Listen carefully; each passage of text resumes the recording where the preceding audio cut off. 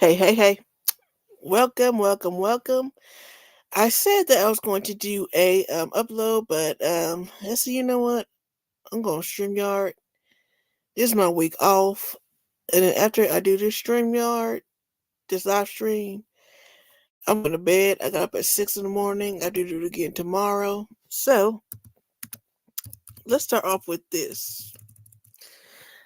Um, okay. So mainly what we're going to do today is reaction videos. See what all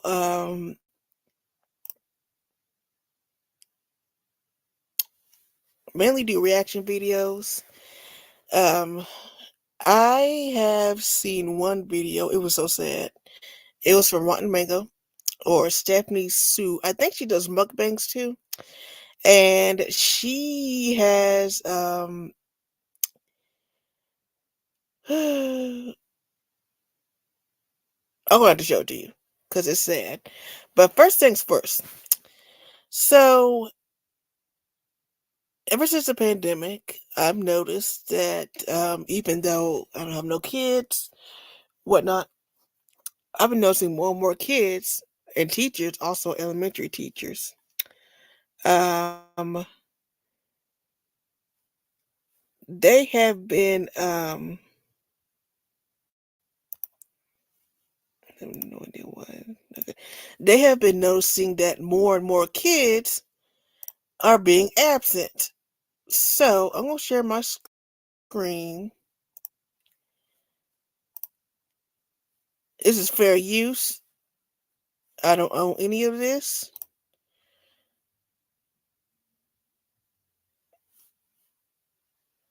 Never heard of this man, Brian Pitts. Let's watch and see. Why are these kids missing school? Take it up. Across our country, there are great teachers, educators, and students. But in too many communities, the problems are even greater. According to experts, schools are in the midst of a crisis. Truancy and absenteeism are at record highs. Tonight, we go to one city where the crisis is real, the headwinds are strong, and the will to win is relentless. This report, part of our series, The American Classroom. Hartford, Connecticut, called the insurance capital of the world, world-class private schools to match. That's one Hartford. We rode around the other. Our tour guide, a native son, a product of Hartford Public Schools. So this is a ride-along. This is when we take people out in the community to show them kind of like what we do.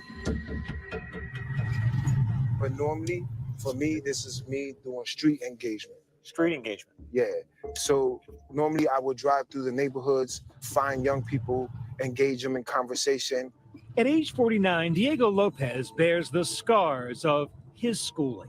What happened to your finger? Oh, so I was shot. You were shot. Yeah, I'm a 4-time gunshot victim. Where? All over my body. Be specific. Like I was shot in the stomach, the chest, Oh. back, lower Oh my extremities. gosh. Blew my finger off, the arm. It's like 9 bullet holes. A ninth grade dropout, a former member of the Latin Kings. Lopez spent 10 years in a Connecticut state prison. He changed and became a counselor. Today, with one daughter in college, another who will attend soon, he's focused on helping children. The hard streets of Hartford, his office. We're in what you describe as the trenches. We're in the trenches. We at risk. But yet you show up here, I don't see security, I don't see a weapon, I don't see Kevlar vest. I mean, you're doing in some way what the police do. 100%. Yeah. Diego works with teenagers on the shy side of success. What's up, man? Byron Pitts, how you doing? Many of them high school dropouts, like Amanda. I was a junior when I dropped out. How long ago was that? 3 years. So you dropped out in the 11th grade. May I ask why? It was COVID. COVID. Oh, I see. I felt like there was no need. Did school give up on you, or did you give up on school? It was kind of both. All right. Yeah. Thank you very much. Thank you. Thank you. How you tell someone that education is important when they're worried about getting killed or gang violence and all this other stuff that's going on in their life? And we expect our children to learn when they don't even know if they're going to live. So as you see, what's broken in schools? I don't think, our kids think education is as important as it was before. I think our schools are just straight up just failing our kids. Those are hard truths. And No. Well, yes and no. Yes, because depending on how you look at it, depending on the teacher also, you can say yes, schools are failing students, period. Nowadays, there's no excuse. They got computers. I can tell you back then, when I was a kid, it was my responsibility, along with my parents, well, my grandparents, actually. And I had to get up and make sure that I get dressed, brush my teeth, wash your face. Almost all of us had to do it. So I can kind of see what he's talking about, yes. But the gang violence and stuff, that's to me, that's completely different from the school. Gang violence has nothing to do with school. That's my opinion. I could be wrong. I probably am. But like that poor girl, she dropped out. What was it? Junior? You had one more year and you could have just breezed through it and graduated. That's it. So, hold on.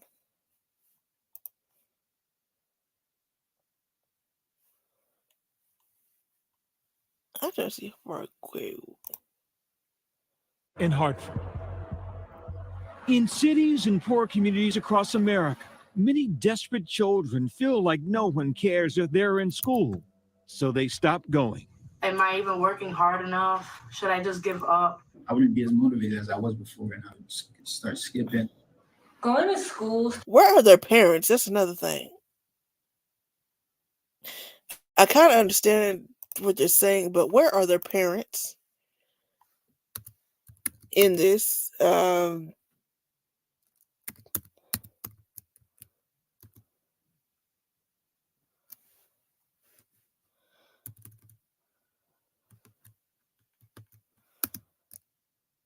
Hold on, y'all.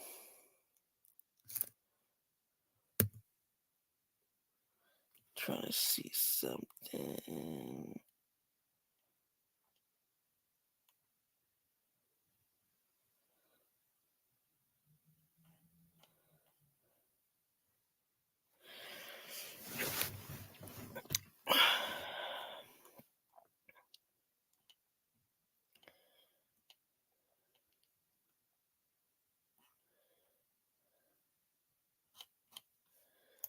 Okay.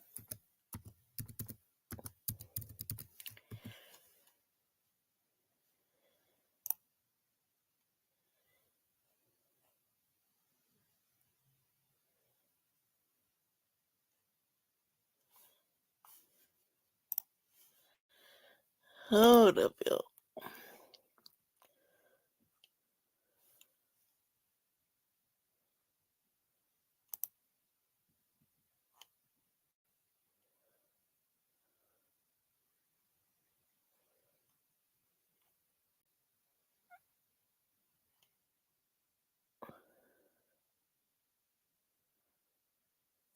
Yeah, it's like right here. Tell y'all, try to figure this out. Yeah, the schools aren't failing students' parents are. Because I'm like, yeah, where are your parents? Where are your parents? Like, for them to sit there and say the school failed them, something is what? To be honest, we don't know what's going on at home. That's for one thing. That's understandable. But for the parents not to be involved in their kids, Started to become very, what are they doing? like a big struggle for me when I started to struggle with my mental health. Children reaching a breaking point. Since the pandemic, students have disappeared from schools in alarming numbers. gosh. Over a quarter of all U.S. students K through 12 miss 10% or more of school. Kindergarten? Oh, Lord. They're considered chronically absent. The education system is working for some and not for others. And COVID-19 really, I think, exacerbated a lot of the challenges that we saw around educational inequality and disparate outcomes among different groups of children. In our nation's capital, 48% of students are chronically absent. In California, 30%. Connecticut, 24%. Educators feel the burden. I ask this question respectfully. Is the system broken? We in schools are tasked with solving for a lot. The fight for the future of America's children is at a crisis point. In 2021, there were 2 million dropouts. We're losing way too many children. They're either not showing up or they're leaving early and really not having any opportunities beyond that. Nationwide, for millions of students, a typical school day is filled with too many obstacles. From issues with transportation, caring for loved ones, to depression and anxiety, students are missing school. The education system is not working for Black and African American students. It's not working for students who may speak a language other than English. It's not working for students with disabilities. It's not working for students who live in poverty. And it's not working for students who don't have an advocate who can make sure that their needs are being met. Every day, these Compass Peace Builders, as they're called, go out into Hartford. I have a couple home visits. Meeting young people where they are. A youth in the hospital and then a mom. Offering job training, providing basic needs like food, clothing, shelter, and friendship. So the question of the day today is, what is an obstacle that keeps youth from going to school or causes them to drop out of school? I think Okay, I think that's about it. I guess the group is still going on. What's it called again? Compass Youth Collaborative. I think it's still going on with their group, as far as I know. You could probably look it up, but the schools ain't really feeling the kids.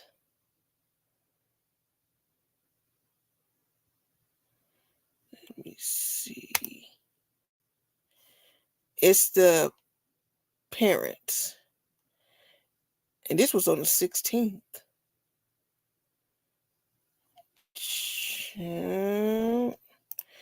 But what was wrong with these kids? Like, kids now just want to be either an influencer, the next big hip hop miracle thing. Who was this? Elon Musk during his legal actions. Who was this? But girl, kids need to start going back to school. The parents need to be involved. Most definitely.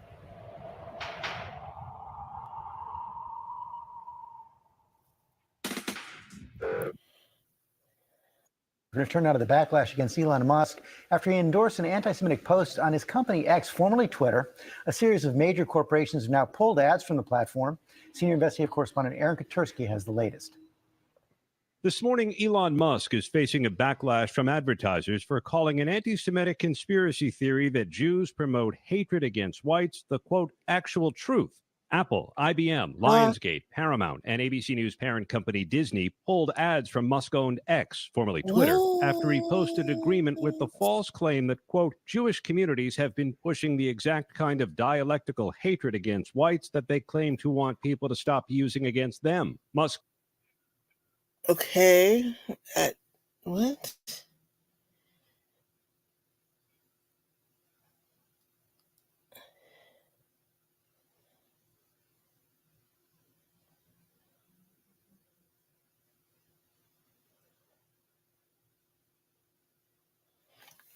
Okay. Well, don't know what to say. Anyway, let me take this off and I'll put it back up in a little bit. But yeah, this is ridiculous. Kids need to start being more in school. Like for real, for real. let me see.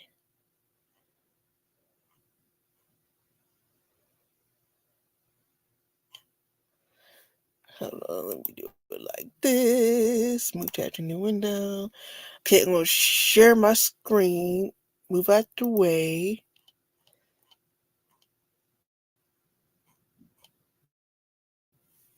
Okay, let's try this again.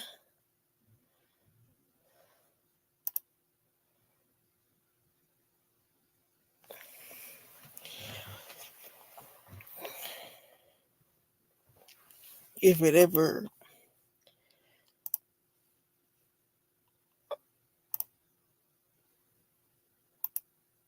There we go. Okay, so here is an article.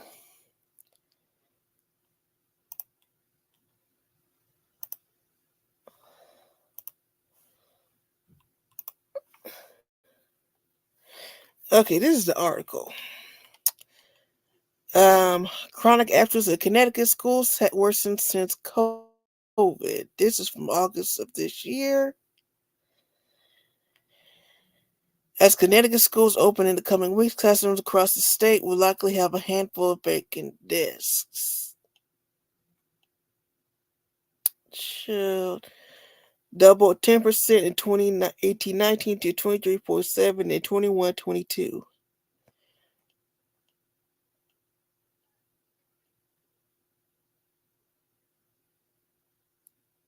Yeah. Causing students to fall behind if they're not in class or not engaging them in learning. Chronic absenteeism was a problem even before COVID, which is true. But Star Britannia took the issue to a new level.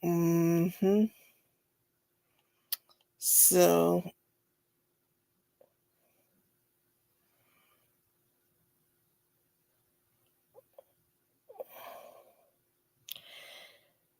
see what else we can get. Remote learning.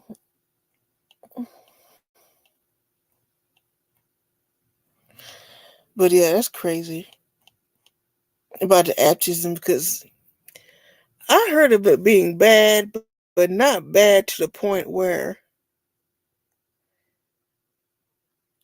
these kids is missing school left and right. Like, I can see your parents being sick. That's understandable. But you not going to school because you don't feel like it today. No, you just no. You don't do that. I mean, because I always said if I had kids, I am going to buy them workbooks. I love them things. I remember when I was a kid. You remember them pre-K, kindergarten, them first, second grade workbooks they used to have just for the hell of it? That's what I had. And I enjoyed doing those because they kept me busy. And I used to read a lot when I was a kid. A whole lot. So I said, if I do have children, adopted or not, I was going to do foster care because that's a whole lot easier. And I won't, have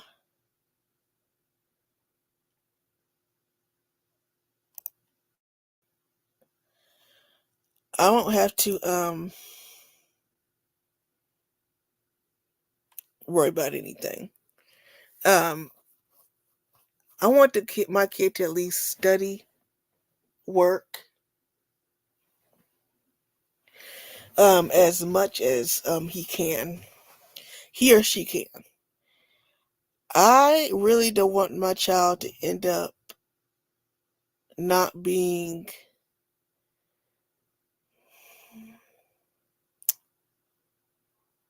smart, I should say. Like, I don't want to be dumb. My child to be dumb. He, she, whoever. I don't want that for my kid. I really don't. So, next thing is, let me see.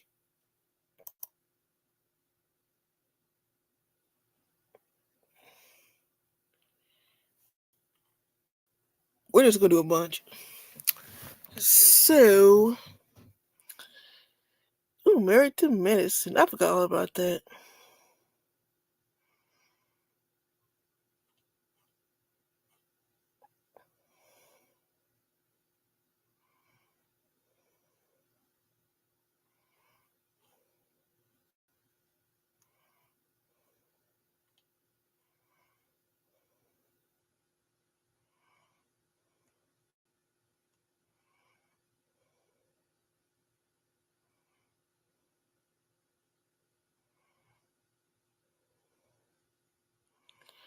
Huh.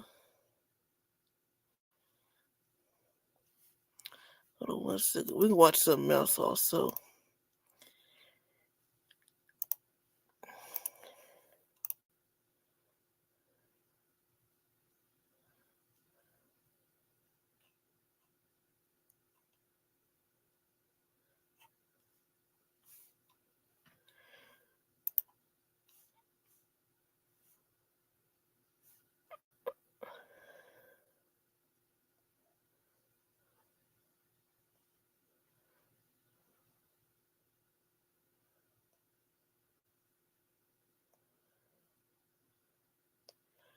Oh, what's this? Fast Walk closes after violent reopening. What's this? Fair use, share screen.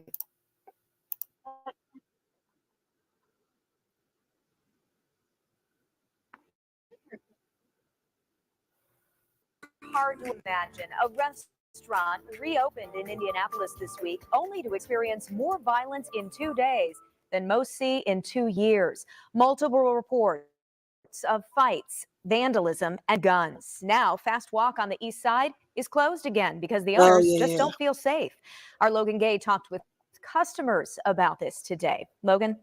Jenny, to say customers were disappointed at the closure would be an understatement. They think of the owner as a member of their own family. So to hear violence forced her to shut down shocked them.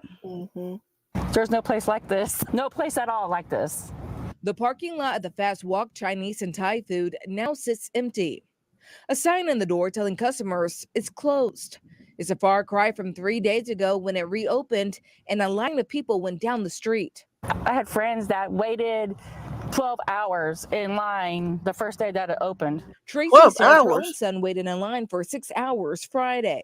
Customers say the wait has always been worth it. It's a unique taste.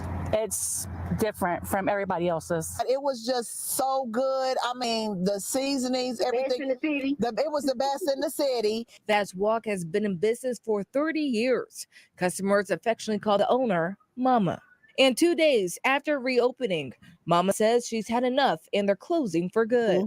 Her team posted this on the restaurant Facebook page explaining why. They say they've had. Okay, so it says here.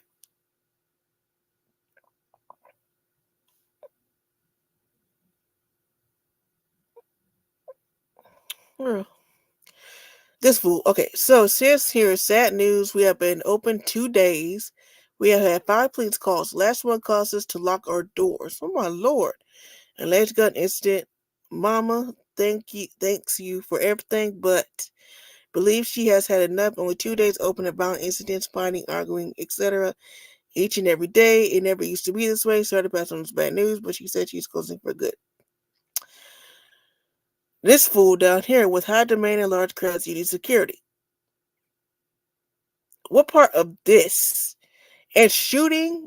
What's security gonna do? Let's be honest. What's security gonna do? Girl.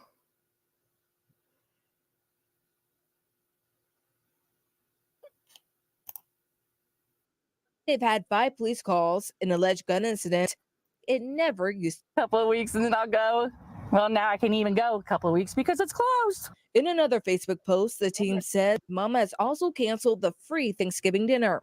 It also explains that after 2 broken front doors and threats of violence, Mama no longer feels safe for her customers, staff, and family. Another customer says she took this cell phone video moments after the alleged gun incident inside the restaurant. In it, Mama says she will not take any more disrespect. Not only that they have no respect for each other, they have no respect for me as a London business. I am very disappointed about that. People just have no respect for anything anymore. Very angry about things. The foolishness has to stop. The owner has watched generations of families enjoy her food.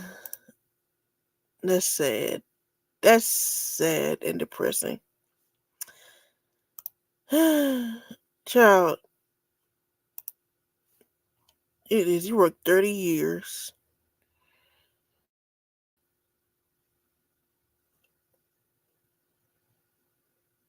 And next thing you know, all that go. Like, why are you fighting? And first of all, in a restaurant, for one thing, ridiculous. Okay, so delete that.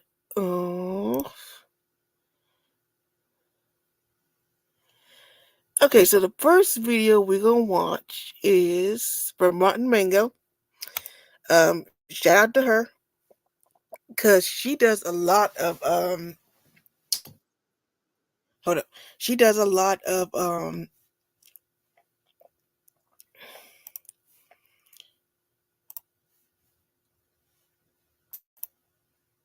interesting crime videos. So the first one we're going to see is, because I'm shocked at this. This is a reaction video straight up. This is fair use. Shout out to her. Let's put this higher.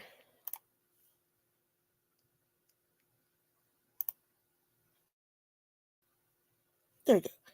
Okay, so this is called Parents Pay for Their Teens to be Kidnapped from Bed and Taken to Elite Torture Academy. Sounds promising. Check this out.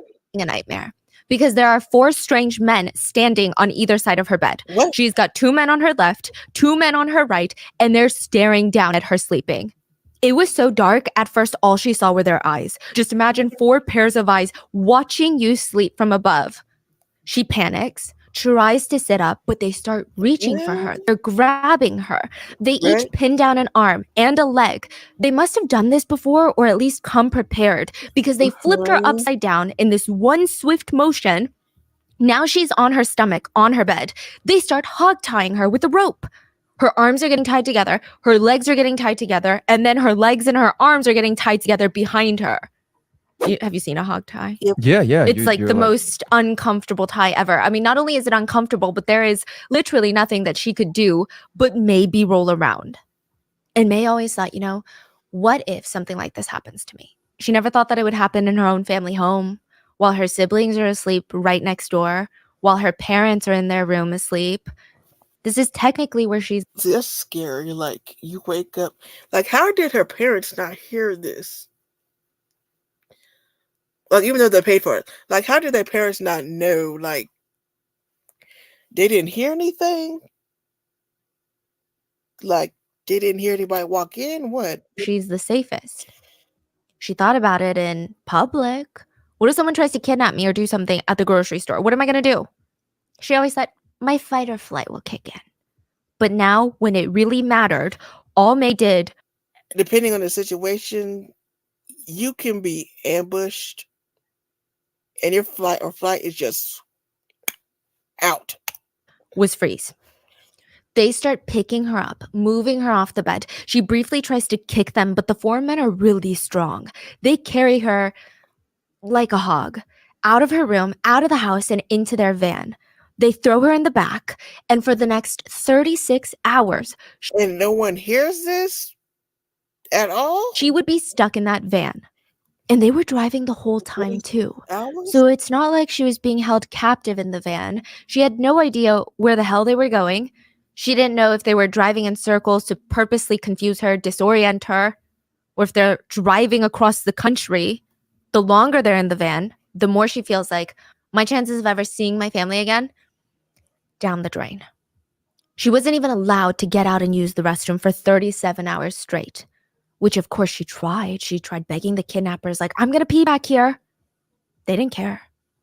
She thought, if I can get into a rest break restroom, I can try and escape, alert someone that I'm being kidnapped. But she was not allowed out of the van. She didn't even stand a single chance. When May was finally let out, the 4 men stripped her down, so she's completely unclothed, and they threw her in a cell. No windows, no light, not even a mattress on the floor. Just 2 buckets, one with dirty water for her to drink, and one for her to relieve herself in. They slam the door shut, everything goes black, and she's locked in. During the first few days, May is pounding on the door, demanding to be let out, or at least let me know what you're planning for me. Like, why would you do this to me? Yeah. Then she went into the anger phase. She threw herself up against the wall. She's cursing through the door. She's promising these 4 men when she gets out of here, she's going to rip their heads open on the floor. But eventually, just like all the other people that were in this cell before her, she gives up. She lays down naked on the floor, and she didn't even know if 2 minutes had passed or 2 days had passed. She just laid there and she thought about her parents. And she kept replaying over and over again in her mind the last time that she saw them. Right. They had been helping hold the door open for the 4 kidnappers to drag May out of the house. That was the last time she saw her parents. So they knew?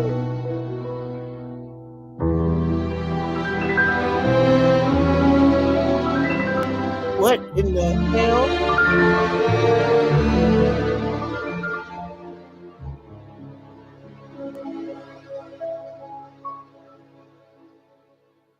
As always, full show notes are available at rottenmangopodcast.com.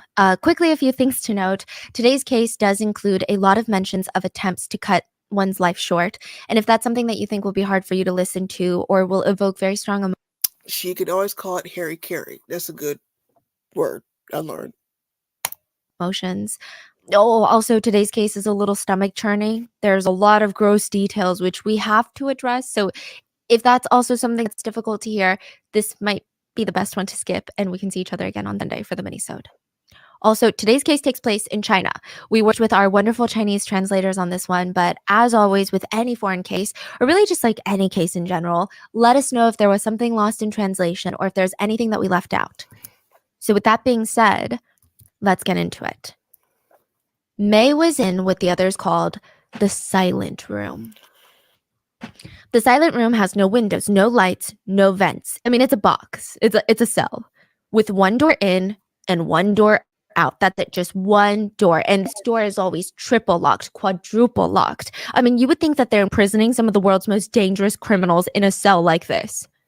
But most of the people held in the silent room were between the ages of 9 and 17 years old. Almost always, they were naked. You would not be able to leave for any reason for close to 2 weeks. On average, people were kept in there 8 to 9 days. You wouldn't be allowed to brush your teeth, your hair, even shower. You wouldn't even be able to look into a mirror. And like, okay, that sounds dumb, Stephanie. If I'm being held captive, the last thing on my mind is looking in a mirror and plucking my eyebrows. And I agree. But a lot of people said, it's so dark in there and you're left with nothing but your thoughts and you're being treated like this animal. You start to lose your sense of identity really quickly. You start to feel like you are not even in your own body. Your identity becomes a void. There are some arguments on whether or not the silent room is worse during winter or during summer.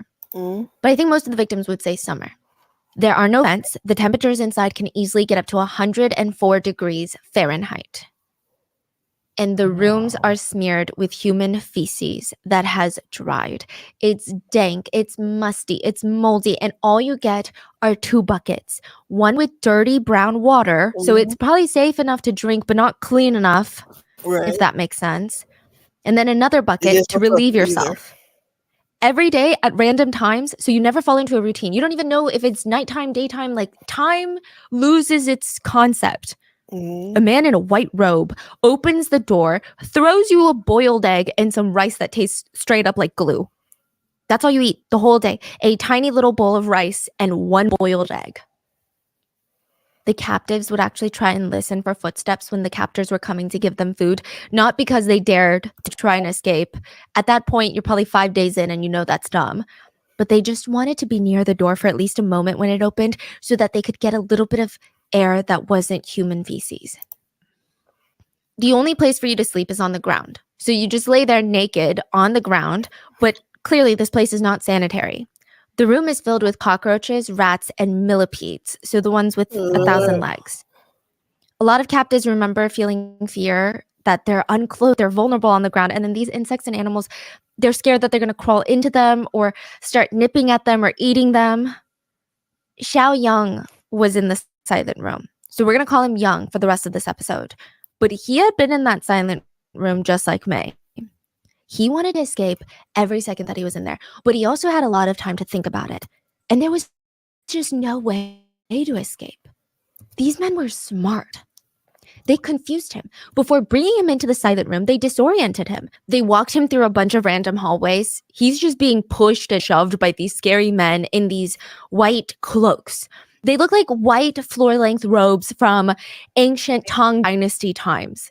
It's just unsettling. This is happening in like 2017. Why are they wearing that? Why are they all in uniform? Why are they all walking in sync? It was as if they were forming this human bubble around him, just keeping him going. They would turn left, right, left, left, left again, and then they opened a hidden door.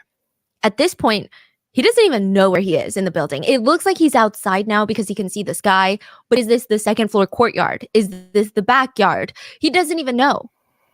There's just walls that go up at least 12 feet. There's no ledges. He can't crawl out of there. And in front of him, there's 3 doors. It's creepy. It's like one of those hypothetical questions. You have to open one door. One room has a raging fire. The other one, a starving lion. And another one, there's a monster. Which door do you choose? That's what this feels like. Young said he was so terrified, his whole body tensed for a minute. And then finally, his instincts kicked in. He remembered these evil men in cloaks hadn't taken his phone. So in this swift motion, he reaches into his pocket, trying to catch them off guard, pulls out his phone, and starts recording the men in white. He's pointing the camera at their faces, trying to get all of their faces in there. And he's like, I'm going to call the cops on you. One of them knocks his phone to the ground. And in that moment, his fear slips away. And he's just angry. They shattered his $900 phone. That he saved up months to buy this phone. And then slowly it dawned. Any possible way out of here, like calling the authorities, it shattered with that phone. 17-year-old Young absolutely lost it. I mean, yeah, because gosh, you're captured with no way out. It's the You Six don't know what Flags to Black do. Friday flash sale. Hurry and save 55% on select season pass add-ons like the Flash Pass dining. You don't know what to do.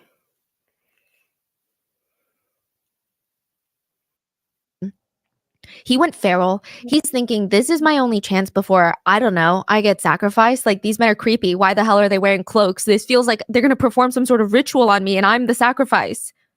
He starts physically fighting to try and escape from the door that they just came through, but he's outnumbered.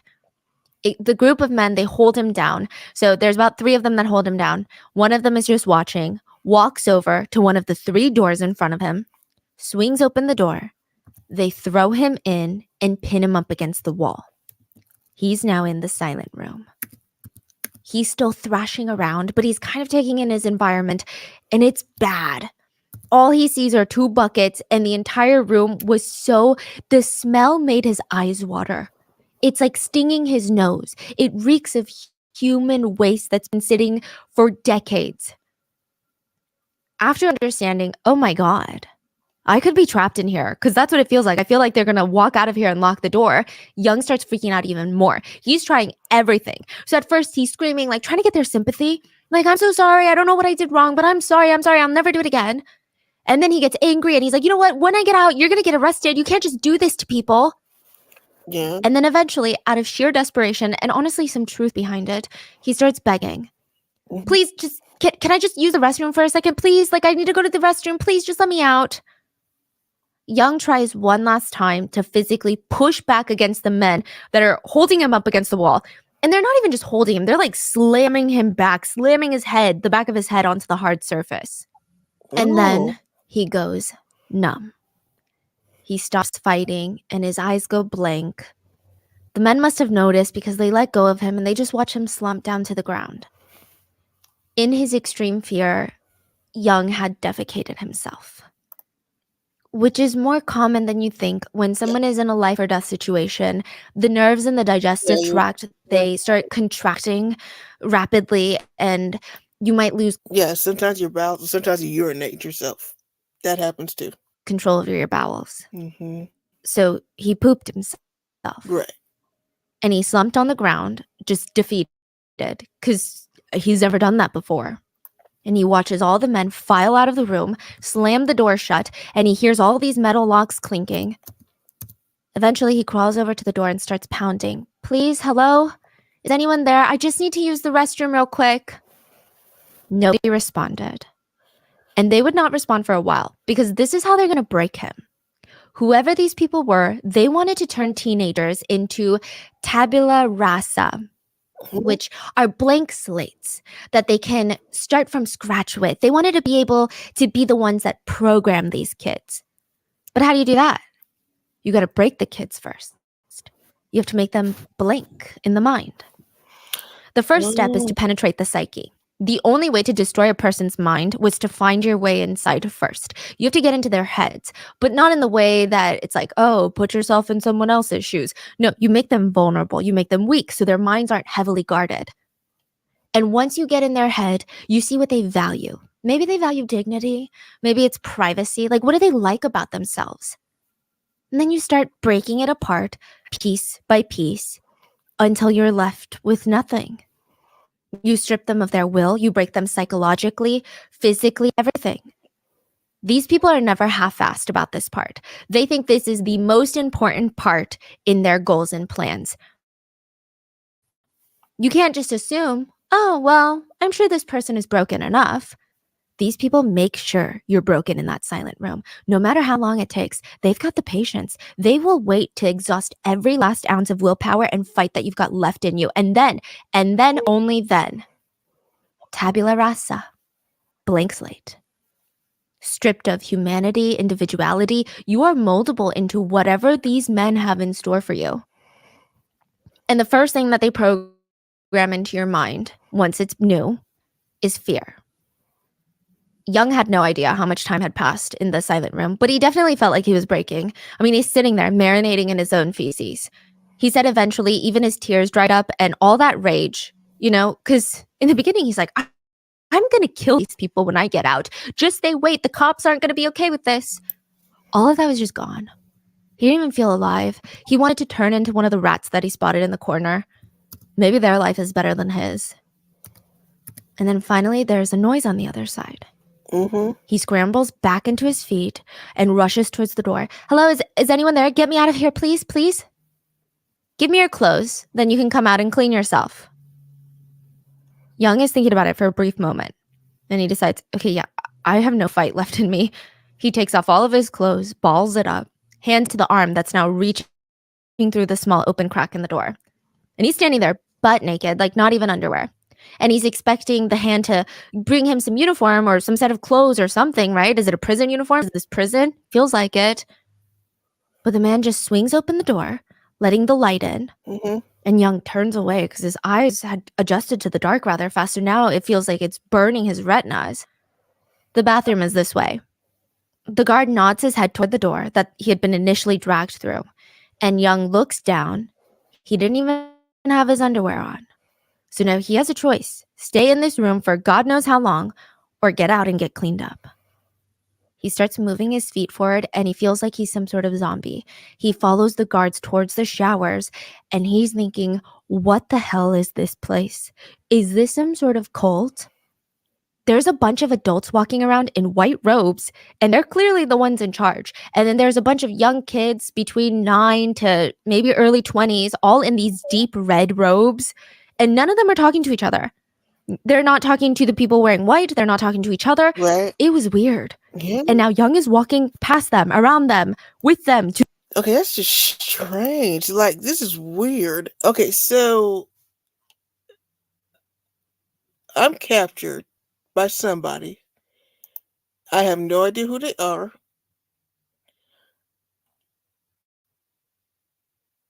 I'm terrified.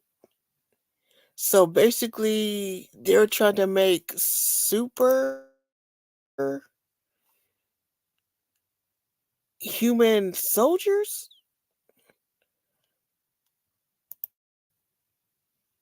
Is what I'm understanding.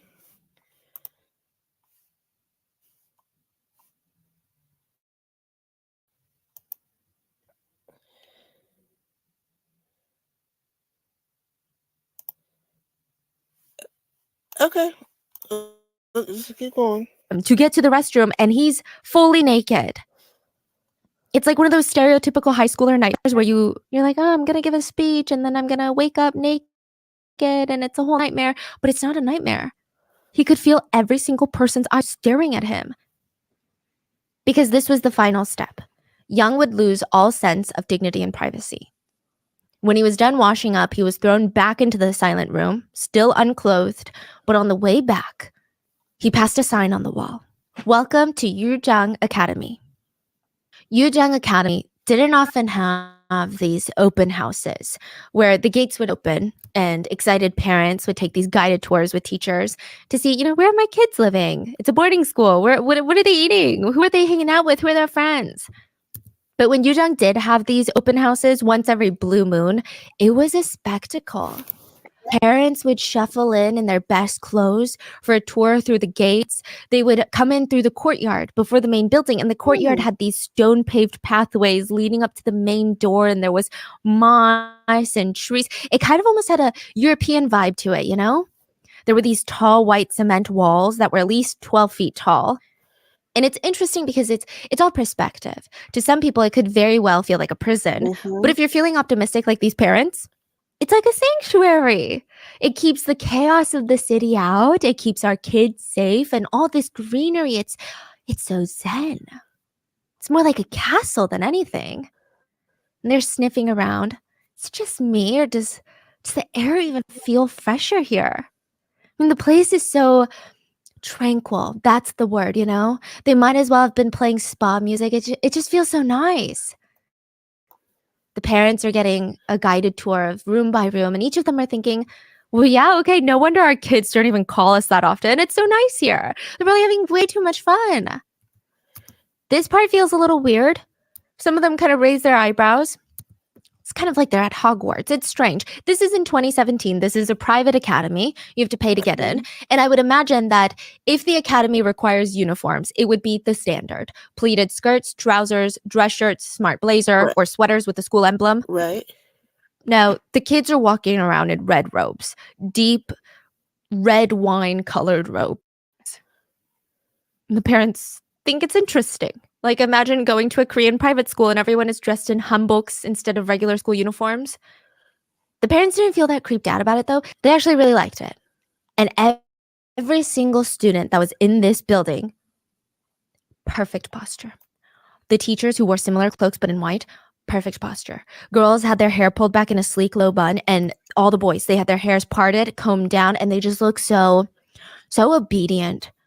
When a group of the students passed the parents on tour, they would pass in a single file line to not take up space in the hallway. They never made eye contact with the parents. Either they're looking straight ahead or on the ground. It's kind of like a military drill. Their shoulders are square, their backs are straight. I mean, some of the parents even felt self-conscious, like, oh my God, why does this 10-year-old have better posture than me? And they start straightening their posture. How is it that our own children, they're like my kid, before they came to this academy, they had tech neck. They had hunchback posture from being on the computer all day. And now this is just creepy. Oh my gosh. So the parents saw these kids at the academy, this private school, with perfect posture, and basically said, I want that for my kid.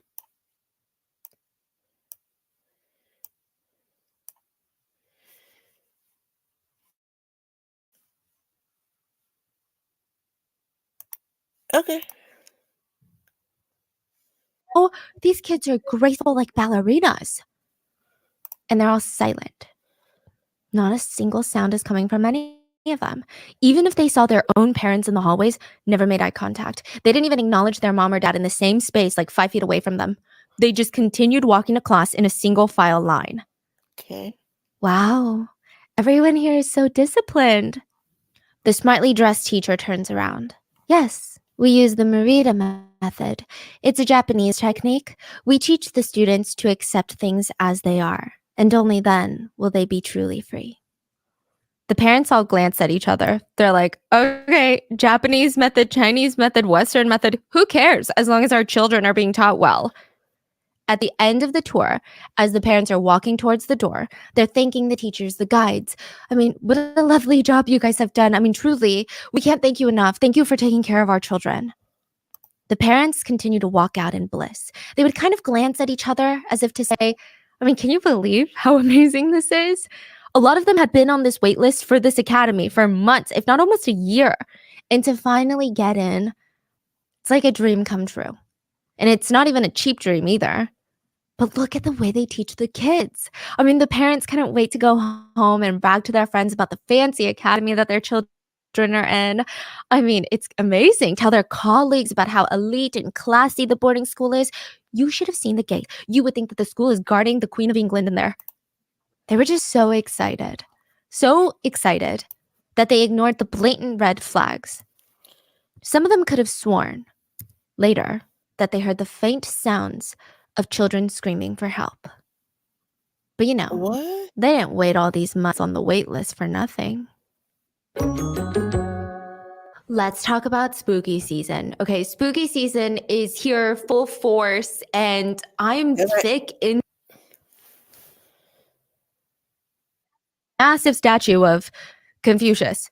They would have to attend classes where the teachers would just hand out pages upon pages of old Chinese. Let's go back a little bit. Like a lot of other VPNs that I've tried before in the past, ExpressVPN is dedicated to making sure that your Wi-Fi stays super fast all the time, so you never have to buffer for any of your favorite shows and movies. You can use it on your laptop, phone, TV, and it doesn't just work for Netflix. ExpressVPN works with pretty much all streaming services like Disney+, BBC iPlayer, Shudder, you name it. So get your money's worth and get 3 extra months of ExpressVPN for free when you go to expressvpn.com/rotten. That's expressvpn.com/rotten. expressvpn.com/rotten. After the silent room, each student is given a red cloak to wear. Their uniform, that's it. No phones, no personal belongings. Their sense of identity is gone. They're just another person in a red cloak. They're part of the bigger picture. They would be given some basic human necessities, like a dorm room to share with other students, and still no AC. So it's like 100 degrees in that dorm room. They get a flushable toilet, a bit more food, but that's about it. They were essentially prisoners in a torture academy. They would have to wake up at 5 a.m. every single morning. First thing that they do is pray to the Confucius statue outside. It's like this massive statue of Confucius. They would have to attend classes where the teachers would just hand out pages upon pages of old Chinese literature, and they would have to memorize the pages word for word, not even soak in the knowledge from it, but memorize it word for word and then rewrite it. They're not even learning. It's nothing at this point. It's just memorization that they forget. But if they don't even do that perfectly, they would be hit and beaten. At the front of the classrooms, there were typically 2 things on display for the students. A metal ruler. This metal ruler was as thick as your phone is thick. Solid metal, almost 2 feet long. They would hit your palms with this. After about 5 hits, you could no longer write. You couldn't even... Now, I've heard about that with the ruler. Not with the metal ruler. But I've heard about some...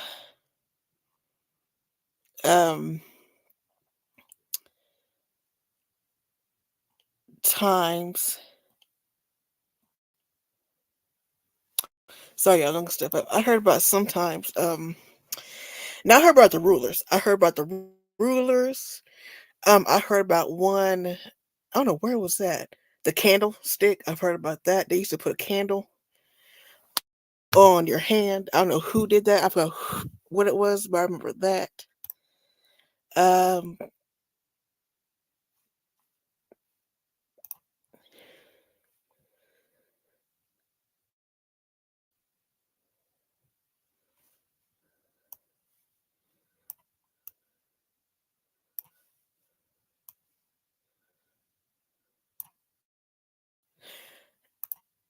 Let's keep going. close your fingers halfway because of how swollen and inflamed your hands would be. The minimum punishment was 5 strikes to the hand, but there was no maximum punishment. It would depend on the teacher's mood. Sometimes it's 10, sometimes it's 30. And there was no reasoning on why you would be hit. Even if you used the wrong word or didn't respond fast enough or genuinely just breathed a little too loud for the teacher's liking, you could get beaten up. To give you an example of how random these punishments were, every single night, the academy held moral exams. They would call out all the students into the courtyard and the teachers would line up with their weapons. Everyone is holding their breath. Hopefully, we're not going to get called today. Every night, a few random students would be called to the front and the teacher would ask, "Do you know why I called you up today?" Most of the time, they don't even wait for you to respond before they start beating you. What? Obviously, if you try to fight back, they lose their marbles. But even if you instinctively shield yourself, like anyone with good reflexes would, the teachers get more upset. They beat you harder.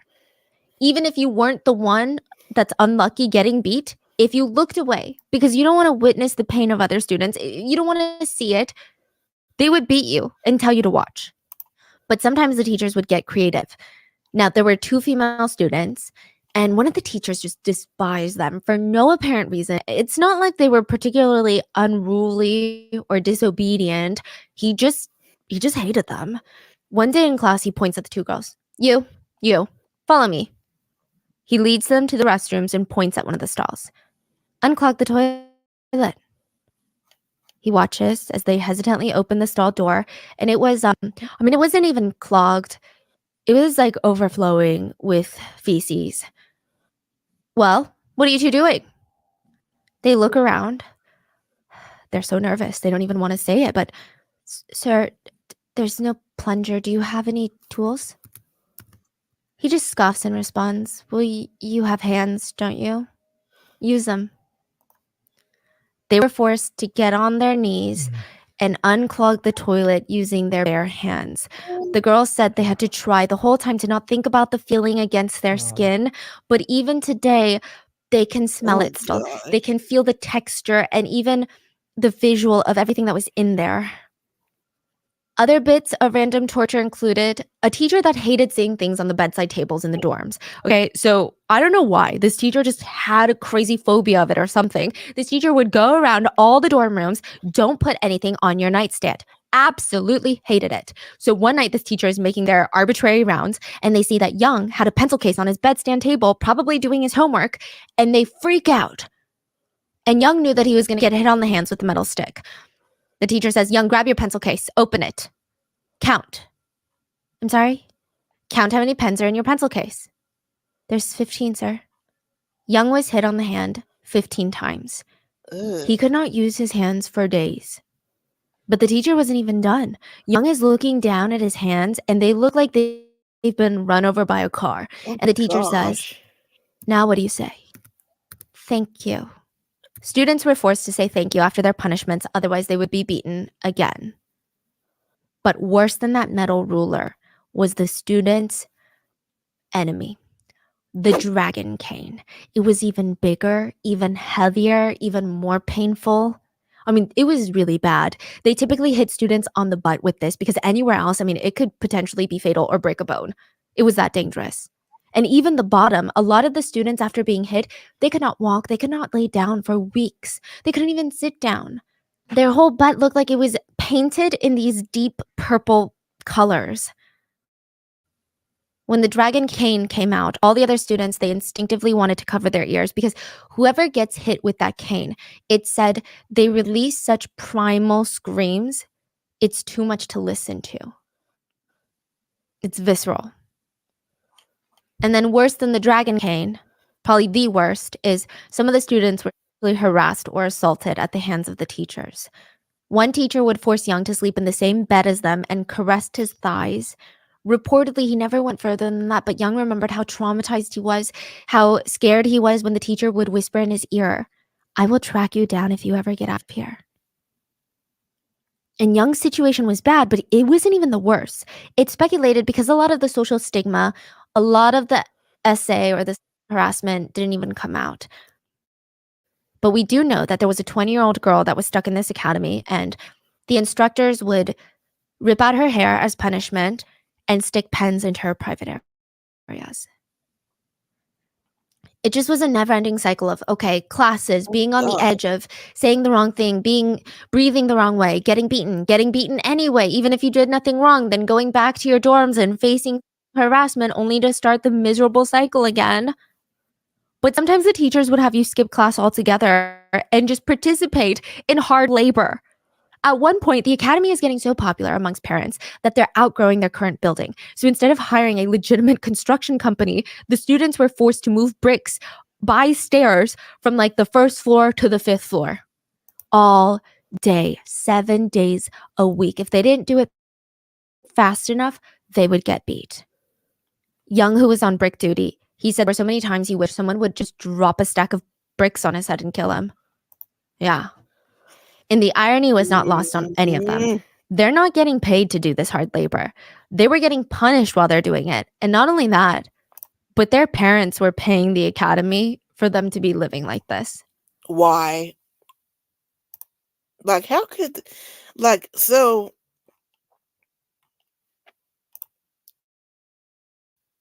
okay, so, did anybody call? I'm guessing there was no letters also. Kind of why I assumed they did letters, but that's just ridiculous. How could these parents not know? Like, literally, how could their parents not know what's going on with their kids? I'd be freaking out. Young said, our parents paid them. They didn't even treat us like human beings. This boarding school does kind of remind me of the Stanford prison experiment in the sense that the mind games are so strong. So technically, the red cloaks, the students, the captives, they outnumber the adults. They could easily try and overpower them. A lot of them have better stamina. They're teenagers, right? They've got more energy. But because of how deprived they are and how broken they were from the silent room, these kids became enforcers of the rules. Now it's not just the white cloaks looking to see if some of the students messed up. The students started ratting each other out. All for what? For a piece of sugar. Not even a piece of candy. Sugar? Like a little piece of cane sugar. These students barely got enough food. And not just taste-wise, but these students were heavily malnourished. I mean, they were fed disgusting molding food at the time. The students mainly ate scrambled eggs, but it was as if someone wanted to put as little egg as possible. Like they're leaving half the egg liquid out to save and then throwing in the whole eggshell. They said the scrambled eggs were just 90% eggshell. Rotten vegetables would be turned into rotten soups, and the headmaster specifically told them, we make you eat this food to train you to be better. One time a student picked up his chopsticks, pulled something out of his soup. It was an old washcloth cooked into the veggie soup. What? A piece of tablecloth. Yeah. It was common for students to have ulcers in and around their mouth, which is caused by insufficient intake of certain vitamins and minerals. Like these kids, they have no reason to keep going. They had no reason to want to stick around. This piece of sugar was their reason. This became forget about getting out of here. Forget about family, life, and friends before all of this. No, this piece of sugar was heaven. Instinct mode. Which later would be very traumatic. A lot of the victims said they lost so much self-dignity. They lost what it meant to be a human in here. Once they got out, they were so shocked at how low they were willing to go for a piece of sugar. Sometimes they would rat out another student, hear them get completely beaten in the room right next door, or sometimes it would happen right in front of them. They would be hit with the metal stick or sometimes the dragon cane, and the student would be crying out in pain, but they didn't even care. They would be smiling, staring at the piece of sugar in their hand, debating, should I eat it now or save it for later? It's like Lord of the Rings, my precious.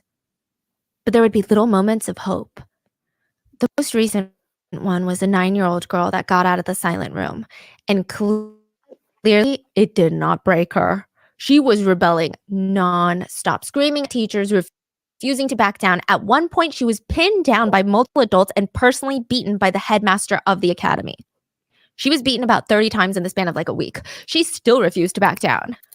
Wow. And the students in the red cloaks, they all glanced at each other because I mean, this is one of the youngest. Is this the moment? Is this our rebellion? Do we back up this little 9-year-old girl? In front of the whole academy, she was dragged out to the big Confucius statue in the courtyard. Yeah, the academy was obsessed with Confucius. Kneel. No. The 9-year-old girl is like, no, I'm not going to kneel. Kneel and ask for forgiveness. No. The teachers are now looking at the students. Because for a split second, they see it. The other kids, they had pride, hope, excitement in their eyes. And the headmaster saw it too. He knew that a single grain of hope would end his whole career. It could bring down the whole academy. They could rebel. They could all take a side against him. So he brought the dragon cane and beat the back of the 9-year-old girl's knees. God. Till she was forcibly kneeling. And slowly the other kids' shoulders, they all started to slump. And their very brief symbol of hope was gone. In the end, she would kneel in front of that Confucius statue all day until she passed out from a heat stroke. Some of the kids decided that day that there was no way of escaping. None of the stories of escape from the academy ended well, and these students realized that these successful prison escapes, they only happen in TV shows. Young decided his only way to try was grab the bottle of laundry detergent left in the laundry room and chug the remainder of it. There was only half a bottle of liquid left, but he hoped maybe it'll do the job. Mm-hmm. Within the hour, he felt like there was lava running through his stomach, running through his brain. It felt like his skull was about to explode. The teachers noticed. They rushed him to the local hospital, and the doctor said, we have to pump his stomach, and the only option to do that is you got to sign these permission forms because he's a minor, and we're about to pump his stomach. We can't just do that. The teachers sat back and said, actually, we'd like to take him back then. We don't want to sign anything. Wow. So they don't want their signature. Oh my God. They don't want any proof that this happened.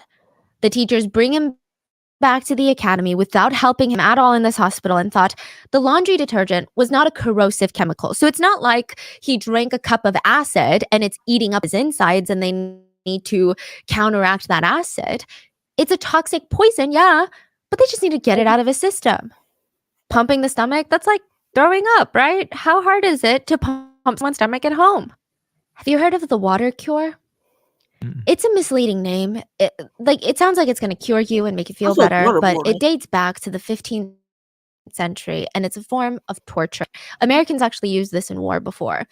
The American Army, the military. Right. It's an old school waterboarding. Yep. They stick a homemade hose into the sink faucet, shove a funnel into your mouth, and force you to drink copious amounts of water until your stomach is so bloated like a balloon, too distended, and the natural reflex would be to constantly vomit. It's like something you cannot control. Yeah, or you could drown, right? You could die, yeah. You could get water intoxication. You could drown from the water. The water could go down wrong. They strapped him down on a table to make sure he could not drink the water. They repeated this process over and over. So it wasn't a one-time thing where it's like, okay, now you threw it out. They didn't know how much was left in there of the laundry detergent. So they forced him to vomit all night long. He was exhausted from vomiting. He was sweating. It was the worst night of his life, but it would stay with him forever. Not even just the memory. Since then, Young hasn't been able to eat well. He often gets sick and throws up his food. And for a full year, blood and foam would also come out every time that he threw up. He lost a severe worrying amount of weight. He suffered from debilitating gastric reflux. So laundry detergent can be very dangerous inside the body. It has the potential to cause holes in the esophagus and sometimes even in the stomach. And if you know anything about laundry detergent, it's not easy to rub off. Another student swallowed half a tube of toothpaste since that's all she would get her hands on. She immediately started throwing up and feeling the burns in her stomach. Swallowing large amounts of regular toothpaste can cause possible intestinal blockage. And if the toothpaste is fluoride toothpaste, you might even experience convulsions. Yep. She was doubled over in the bathroom, throwing up when a teacher came over, not even in a rush. Someone had ratted her out. So he knew what she was trying to do. She was trying to end things. He walks over, grabs the bottle of toothpaste, casually reads the ingredients, looks at her and says, I read the ingredients. It's not going to kill you. I'm not going to take you to the hospital because pain is a consequence of your actions. You deserve it. Next time, maybe don't try stupid things. He left her to throw up all night long. Another student ripped apart plastic water bottles because, again, that's all he had. That's all he thought could make a weapon. And he used these rough, jagged, but very dull edges of the plastic to try and puncture his skin on his wrist area. Teachers found out and they hit him where he had already cut himself. They hit him with a metal ruler that had already hit copious amounts of people, that was never cleaned, had dried blood on there.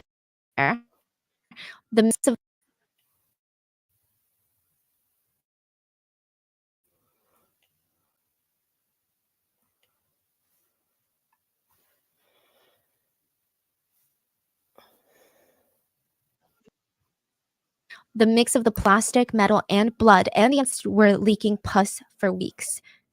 And he still has those scars. The tuition paid by these parents was not cheap, especially not for national standards. It was around $10,000 a year.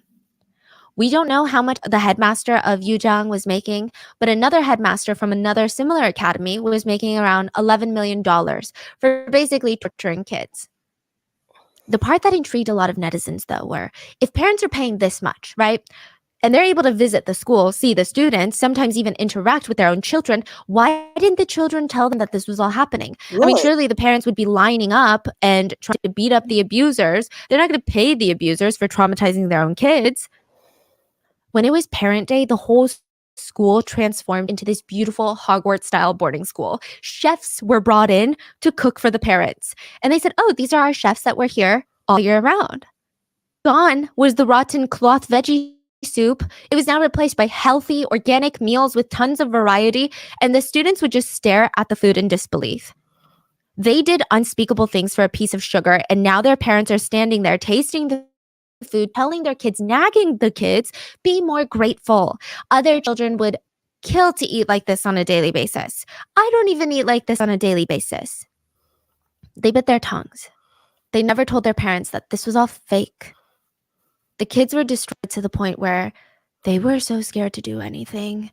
They had been indoctrinated, basically brainwashed, that if they were to say something, their parents would never believe them. Their life is only going to get harder inside the school.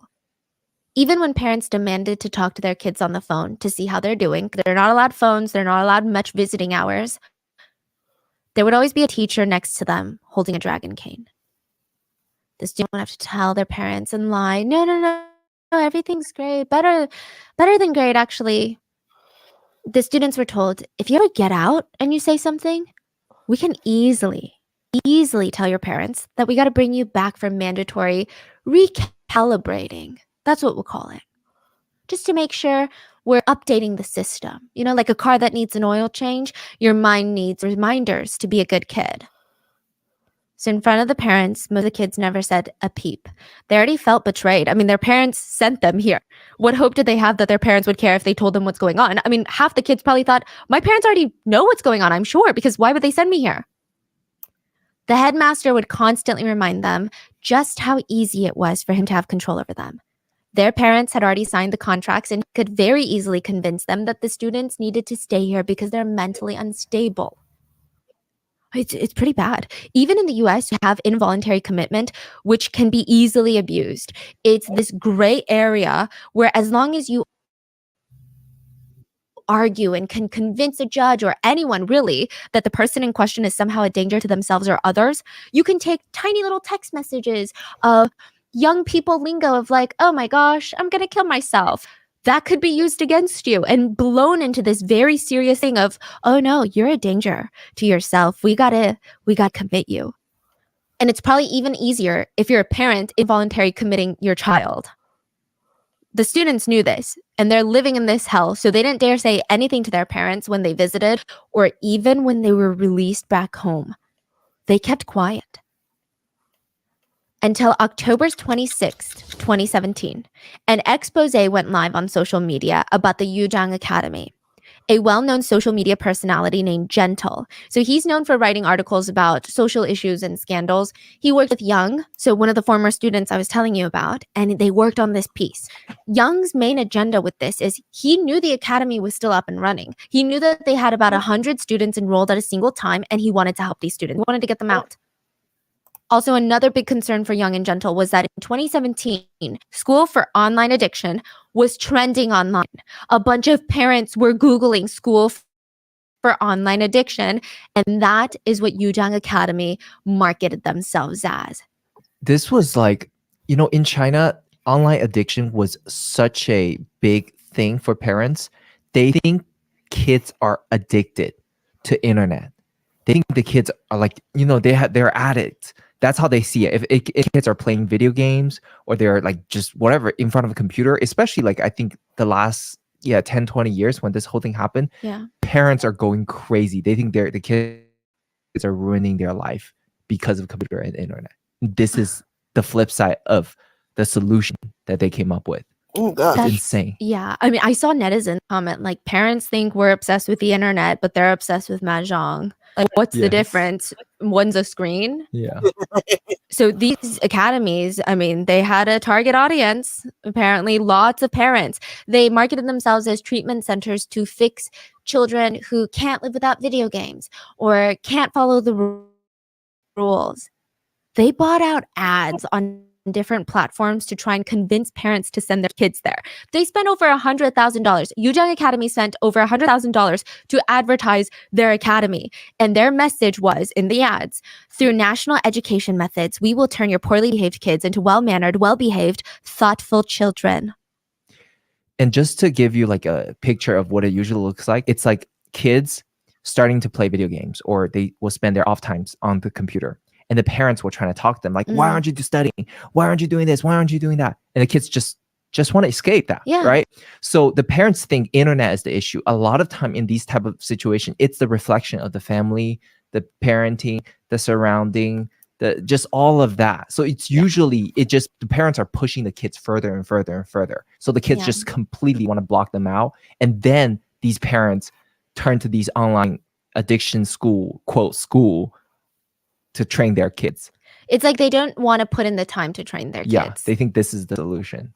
Because whenever I'm hanging out with my family, like if I'm genuinely having a good time with my parents, I'm not going to be on my phone. So maybe you should bond with your children. And because the academy was so evil, kids, they instantly changed. The first checkup for parents was around the 10-day mark, and usually they would be ecstatic to see that their child had done a 180. They were a whole new person. They would go home and talk to all their friends. Word of mouth was the most effective advertising for the academy, though. I would hope that some of these parents had no idea that they had just sent their kids to hell on earth, but it does seem like they were so blinded about having perfect children that they at least ignored a red flag or two. Gentle and Young thought more students would be enrolled since the trending topic list showed that parents are having troubles with their kids, and this is what happens. So after their article was published, more former victims start coming forward about Yujang Academy and start sharing their stories. They said, we're all willing to get our stories fact-checked. We've got the proof. And if you need, we will go the legal route with you guys. Like if you guys want to do a class action something, let's do it. The day after the piece was posted, the police started an official investigation because of social media into the academy as well as its headmaster. Gentle, the account that broke the story, they had two main objectives. Operation 1 is Operation Shutdown. Shut down the academy and save the current students. Their second one was a lot more complicated. Operation Healing. Not many of the students got any real healing or treatment after all that physical, mental, and emotional torture because they didn't even tell their parents what happened in there. I mean, they were broken still. Even just the trauma of betrayal these kids felt by their parents, the ones that were supposed to look out for them, it was a mountain to get past. Most of the kids were kidnapped in the middle of the night like May. Just scary men waking them up in the middle of the night, dragging them out of their house. They saw their parents watching. They saw their parents open the door for these kidnappers. Other kids were tricked. Their parents said, we haven't been bonding recently. Let's go on a road trip. The kids would get so excited the night before. They would giggle gaggle with their parents, pick out snacks, go to the grocery store, make a playlist for the ride. And then after a few hours and a long nap later, the kids would wake up in front of a creepy-looking boarding school. Their parents would drag them out the car, kicking and screaming, get back into their car, just drive away, them down. But they didn't even have a chance. And when they finally turned around, there's a group of 10 men in white robes ready to catch them. They would be dragged inside and thrown naked into the silent room. A lot of victims lost all hope and faith in parents, family members. They had such a violation of trust after this. They didn't even know how to get that back, how to get past that. And it wasn't even just toward the parents. One victim, Shanshan, she said she was screaming her head off after an incident of torture in the courtyard. She apparently screamed so loud, someone outside the academy, someone that doesn't work with the academy, doesn't know the academy, heard her screams and called the police on the academy. Police show up and Shanshan's thinking, okay, this is my chance. We're all going to be freed. I'll be free. We'll all be free. She saw the police talking to the headmaster. The headmaster explained the situation that Shanshan's mom had signed away guardianship rights, and Shanshan was actually now officially in the care of the academy. And in China, a bit of tough parenting isn't necessarily illegal. It's kind of more case-by-case situations. 13下打完之后，我整个手就又红又肿的，就肿到就是你手碰就是软软的特嫩那种感觉。The police said that they understood, and they left without, first of all, freeing Shanshan, but even so much as asking for her side of the story. They just left? These are police. Shanshan thought, if my parents don't care, if the cops don't care, who the hell cares? She was thrown back into the silent room after that. So Gentle and a team of volunteers, they wanted to help everyone get past things. They decided to create a private WhatsApp group for the survivors. They made sure to vet each one of them to make sure that they weren't some other journalists trying to get in and get their own stories, or sickos who just wanted to poke around and ask for pictures. But real students who had been through the torture at Yujiang, they were the only ones permitted in. Now, side note, one of the main reasons that Gentle didn't want other journalists in the group was not because he's like, no, I'm the only journalist that can talk about this. But a lot of the students were debating whether or not they wanted to bring this to court. So they actually used this group chat because they're all scattered around the country. That's why some of them were in the van for 36 hours. Some of them were in 10 hours, 1 hour, right? They use this as a way to share their testimonies and maybe even prep getting a lawsuit ready together. Gentle brought in volunteers to help organize the testimonies and timelines of when everything took place and any crucial pieces of evidence that they had. The group chat had 60 members. And this was just a safe space to share everything and find some healing. A lot of what we know now about this case was actually thanks to the students in the group chat consenting to release many of the stories, so the world could know about what was going on in the academy. It was a place of healing, but also a legal strategy room, if you will. There were 60 members in that group chat, but only 59 were victims. One was a wolf in sheep's clothing.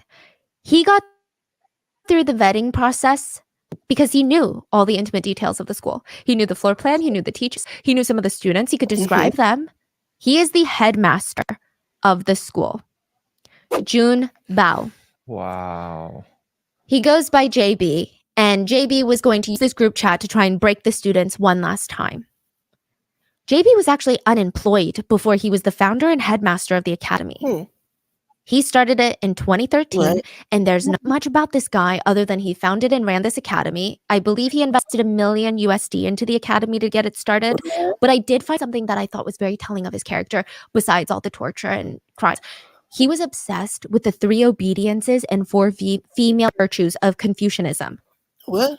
So you're like, what? Okay, I didn't know any of this. I was confused. The 3 feminine obediences are: a woman is obligated not to act on her own initiatives and must submissively obey or follow her father at home if she has not been married yet, her husband after getting married, and her sons after her husband's death. The 4 feminine virtues are womanly speech. Do not use sharp words. Like, for example, I'm not going to do that. For example. That's an example of something that's not womanly words. Some interpret this as speak only when the time is right and never utter slanderous words. Okay, so he's basically an incel, basically. Crazy? Yeah, the man is crazy. Holy. Okay, so as far as the kids not getting along with their parents, I don't blame them because that's a lot. And the fact that they would rather have perfect kids than to worry about where their kids are at, like, I would freak out and panic if that was my kid. Like, I'm sorry. Like, I'd panic.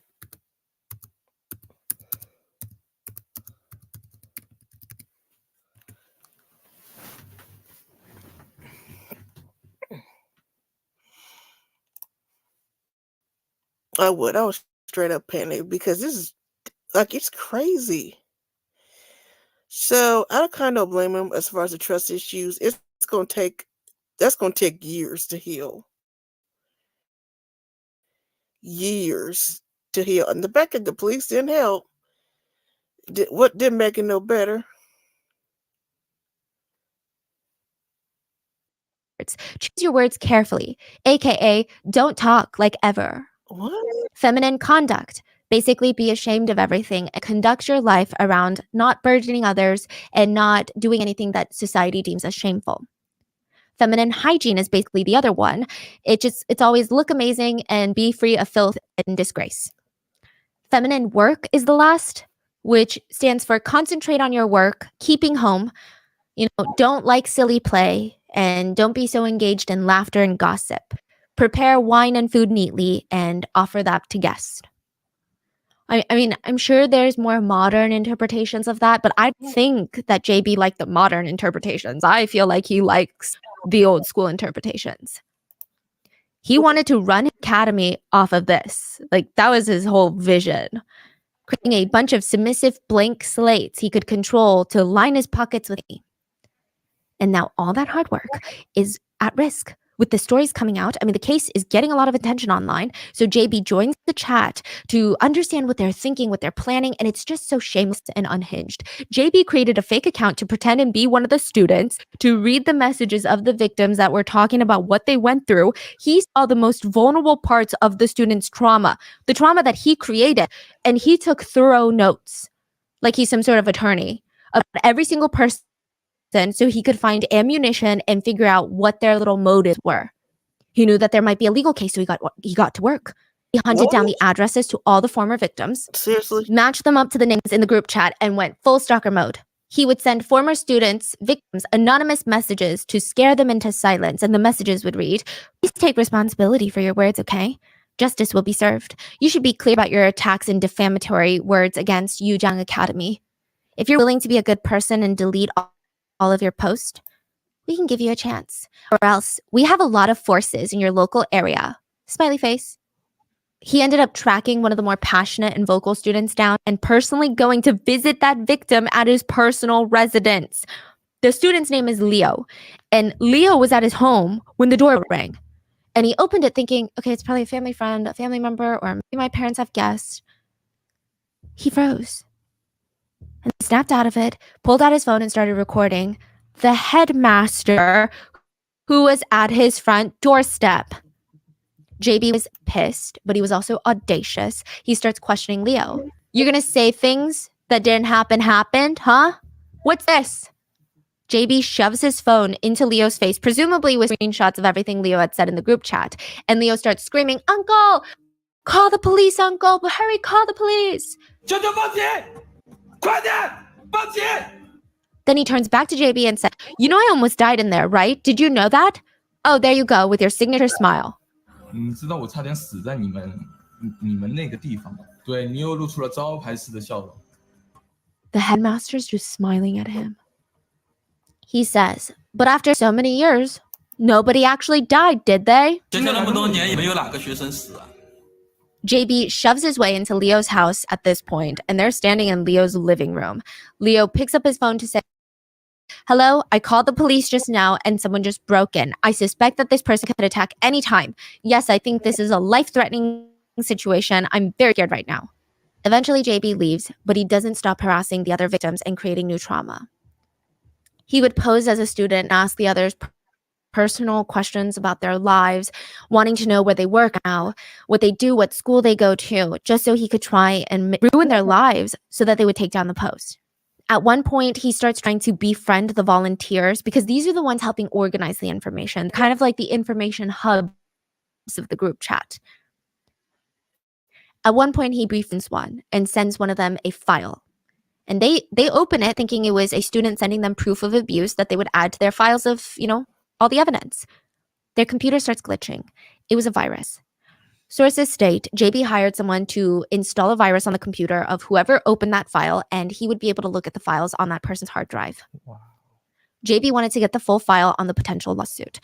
Thankfully, it didn't work, but JB didn't stop. He kept harassing the volunteers, finding out where they work, where they go to school. One of the volunteers' name is Zemo, and we'll call her Mo. Mo was a college student who just volunteered in her free time. I mean, when she's not doing work, she would help organize, set up committees, contact reporters, lawyers. The victims really appreciated her. And she's doing this out of the goodness of her heart. She's not getting any recognition. She's not getting money out of this. JB found out what school she went to, starts calling the university, spreading rumors that she's involved in a crime syndicate. The rumors started circulating, and everyone just treated her differently. Her professors didn't want to help. They didn't want to talk to her. They didn't want to have connections with anyone they thought had ties underground. She dropped out of school because the harassment got so bad. But it trickled into other parts of her life. Her boyfriend started getting calls, rumors about his girlfriend. Thankfully, he didn't believe them, and he knew that his girlfriend was going up against the school, so he just assumed it was Yu Jung. He was worried about her, though. So one day, she stops responding to messages as quickly as she normally does, and he starts feeling panicked with everything going on. Like, this is so out of character. I mean, he could have just been paranoid, but he didn't want to take the chance. He rushes to her house, finds her unconscious in the bathroom. Oh. She had gone into the medicine cabinet and taken 6 different bottles of cold medicine mixed with prescription drugs. She was rushed to the ER. Her stomach was pumped, and thankfully, she survived. Okay. She would have. Whew. Oh my gosh, that's good. I'm glad. I'm glad she lived.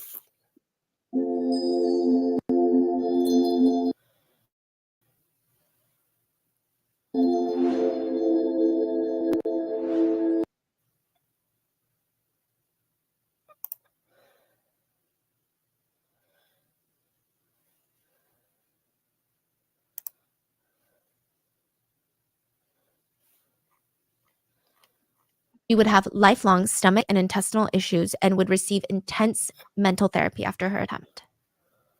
She also just kind of lost her hope in the world, She stopped volunteering.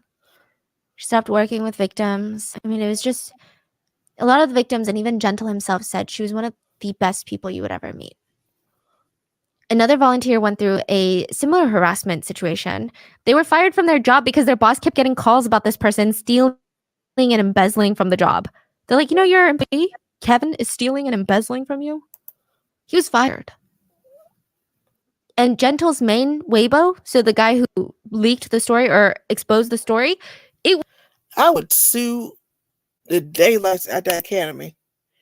Reported so many times, presumably by JB and his associates, that it was shut down. When Gentle reached out to Weibo, they said a Mr. Wu Junbao, was the one that reported him. Oh. Gentle was bombarded with some really strange threats. Someone kept threatening to chop off his hands, put them in a box, and ship them back to him. What? Other threats just told him, you just wait. Your volunteers have already tried to exit their lives, and soon you will try to. JB was also busy in other ways. He figured the police would investigate the facilities, so he fixed up the silent rooms. And because that's a big part of the allegations, all the pictures we're going to see about the silent room are renovated versions. So ignore the AC on top of the wall. And by the way, the room doesn't even look great after renovation. So just imagine how bad it was prior. There's now lights in there. Yeah, no, they never existed. JB would try to argue that he used that room to calm students down. It was like a room for reflection, meditation, Zen. Finally, November 8, 2017, the academy was shut down and over 80 students were rescued. JB and the main teachers were arrested, and it just reminded everyone of Room 13 and Monster Yang. Everyone is like, this feels like a repeat. What's going on?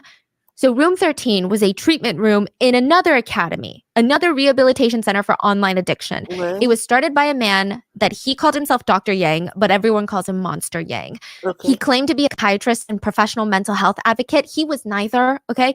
But he would electrocute students to get them to change, What? get them to be obedient. So instead of the silent room, he had Room 13. The first thing when a student comes in, they would be admitted into Room 13. They would be tied to a bed. There would be a strap holding down their foreheads onto the bed so they can't even wiggle their heads around. There would be an electroshock therapy device placed on their head. They would have a gag in their mouth. And when they wake up, their eyes are panicked. They would be staring at Monster Yang, who is now sitting and smiling at the foot of the bed. And he was always in his white doctor's coat. And he'd ask, "Do you know why you're here?" They can't answer because they have a gag in their mouth. But it didn't matter because Monster Yang seemed to get up on this. There's like back and forth asking questions. And as these students are panicking to answer, he would press a button and electrocute them.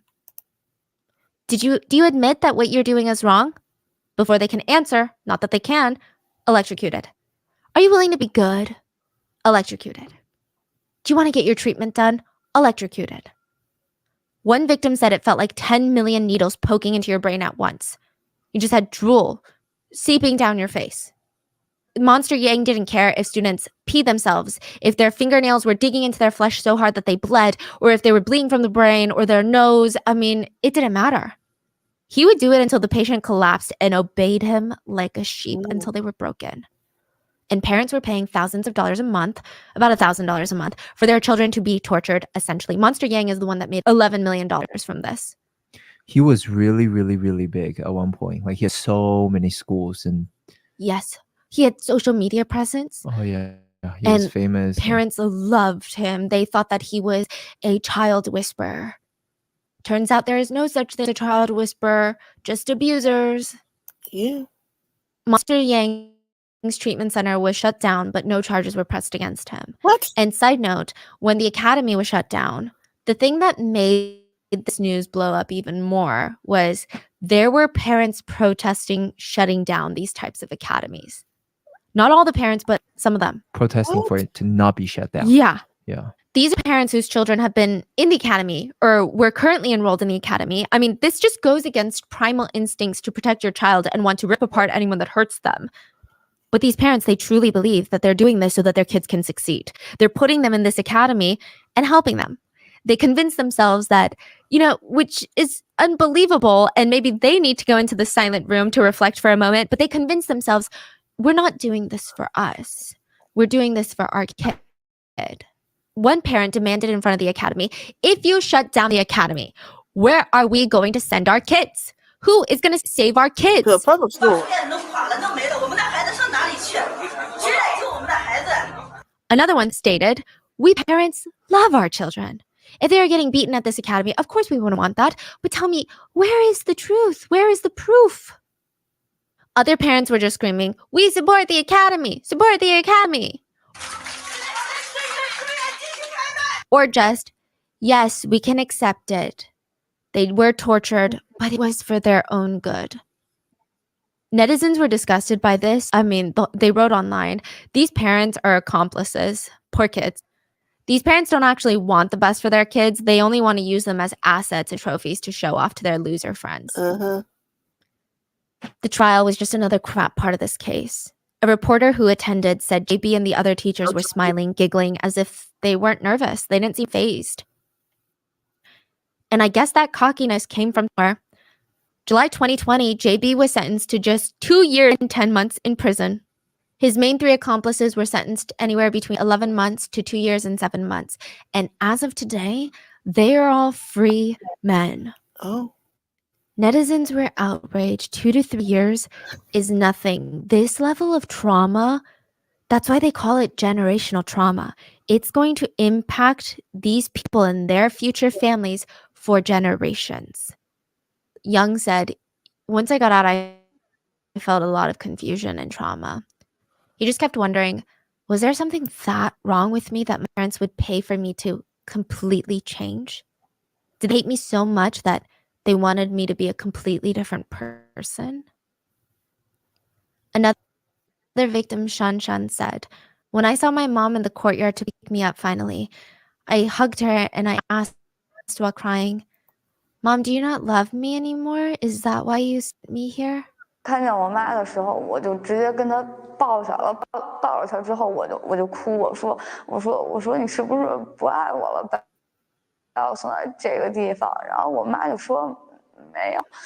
我当时我就抱着我妈一直哭，我就说我以为你是不要我才把我送这地方，因为当时老师也在旁边，我也不敢。She is broken. She is just straight up broken.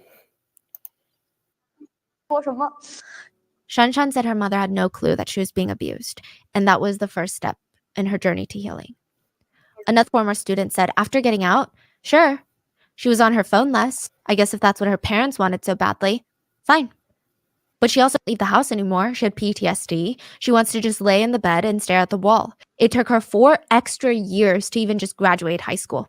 She had no friends, no job, no ambition, no motivation, just trauma, just PTSD. And she said, I guess you got what you wanted, right? If it wasn't for the academy, my life would have been so different. And that is the story of Yujang Academy. What are your thoughts? Please leave it in the comments, and please be safe. I will see you guys on Sunday for the mini-sode. Bye.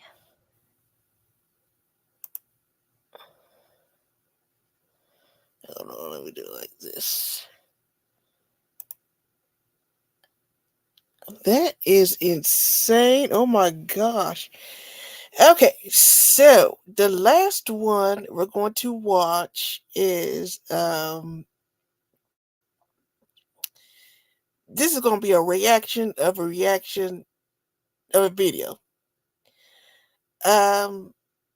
Because as you can tell, I haven't been talking real much. So the last video that we're going to see, if I can find it, is not him.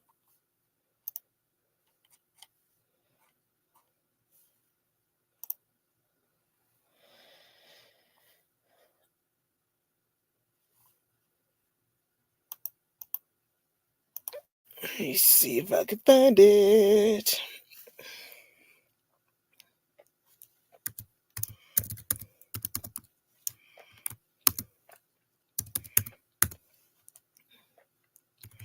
Here he is.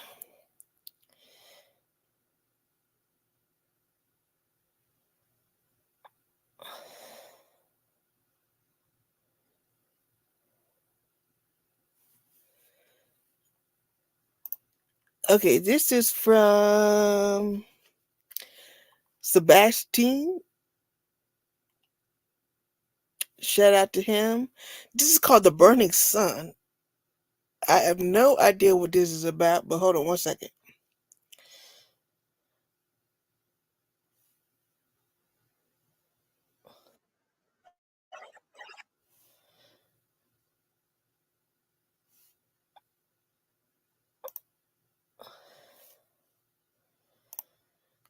Okay, so the next one is called The Disgusting Scandal of the Burning Sun, Rotten Mango Reaction.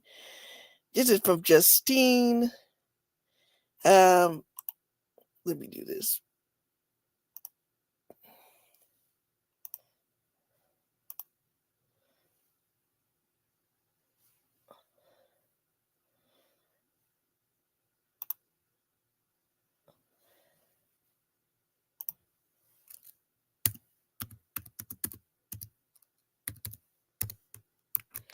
And this will be the last video. Then I can take myself to bed, but first things first, I need to take a break. Really fast, like literally. Hold on one second.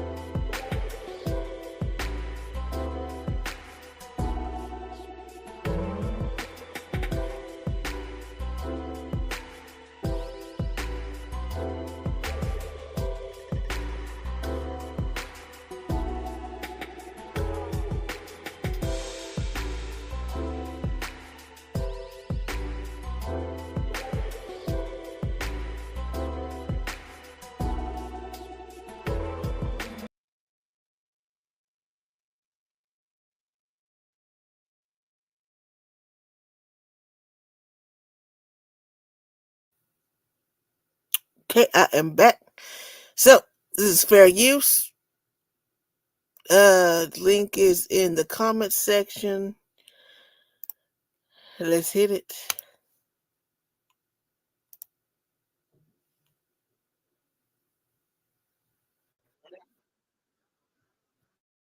On that big ass jumbotron, probably a smart TV. It could be Samsung. I don't know. Plays all that, and you watch that. I hope when you go down to them fiery gates, my nigga. I hope the devil is waiting on you with a big ass dick to fuck you in that. Have you ever wanted to watch more videos than the thousands of ones that are already on You my look entertaining channel? already. You know, like the ones that I can't show on YouTube. I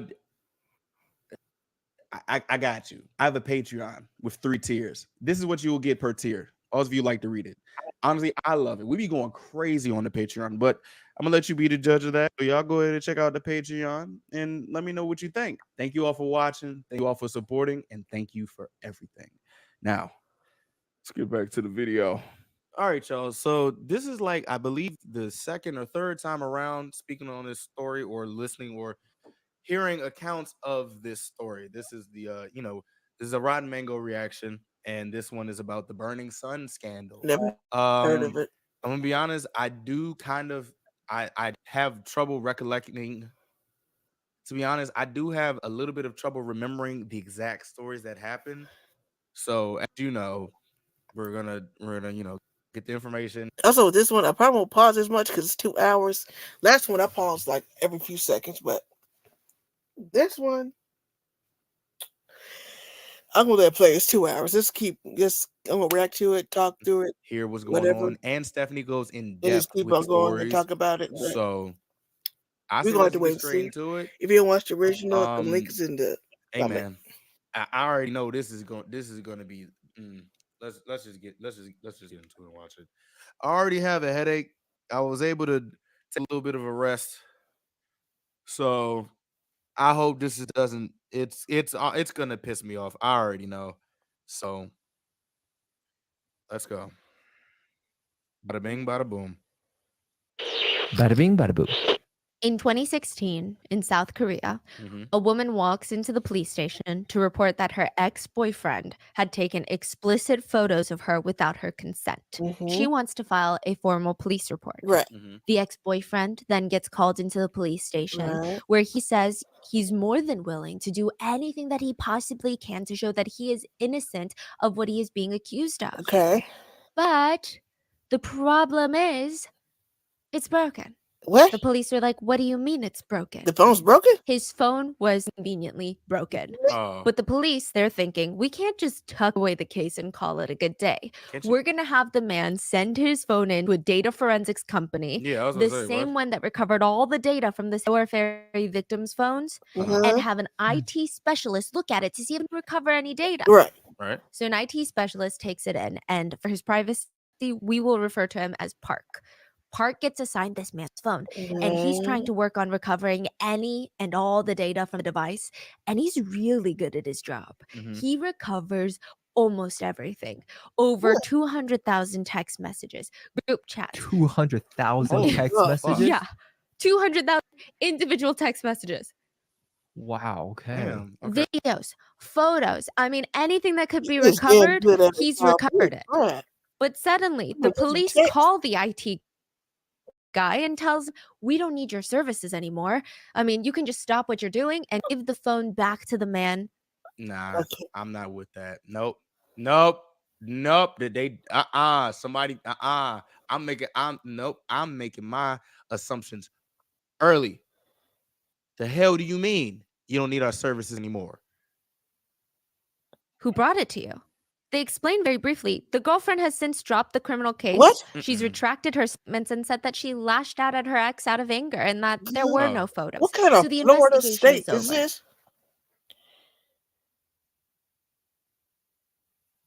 This ghetto. Trashy. Wait, so did the police look at the text messages? No, they didn't look at anything. What? They didn't. They're like, just turn it in. We don't even want to look at it. We don't even want to bother ourselves with this. Okay. But for the tech employee, Park, it felt like the investigation was just getting started. While he had been retrieving all the lost data from the man's phone, he couldn't help but peek. I mean, could you really call it peeking? He has to verify that the data is being Yeah, recovered. And how can you do that without even glancing at said data? And exactly. what he saw were images of women unconscious, naked, videos of unconscious women being essayed, women What? being drugged and abused. In group chats, there were prices under these women, the cost of how much it would be to essay them yourself. Oh my god. This wasn't in the last video I watched. I think I remember that was not in this video. In that Menus, video, literal catalogs of menus. women for sale, messages that depicted people discussing the quote sale of these women. There They was would read human like, trafficking. number one doesn't talk that much and kind of loves money. She also has aspects where she doesn't have much charisma in drinking scenes, but her visuals are great. Number three, good visuals. She's bright. She's fun while drinking. But the negative aspect is she gets a little messy when she's drunk. But still, a lot of charisma. The receiving end texts back.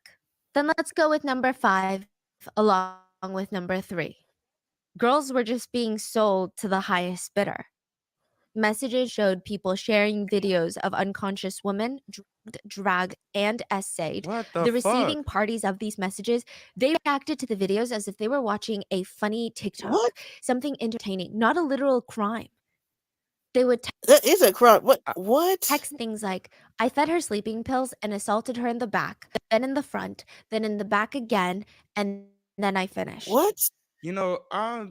This is gonna. I'm gonna just let y'all know right now. This is gonna be Yeah, heightened. what is this? These emotions are going to be like kind of heightened because I am reading what's going on with this Cassie and P Diddy thing, and I did not know that.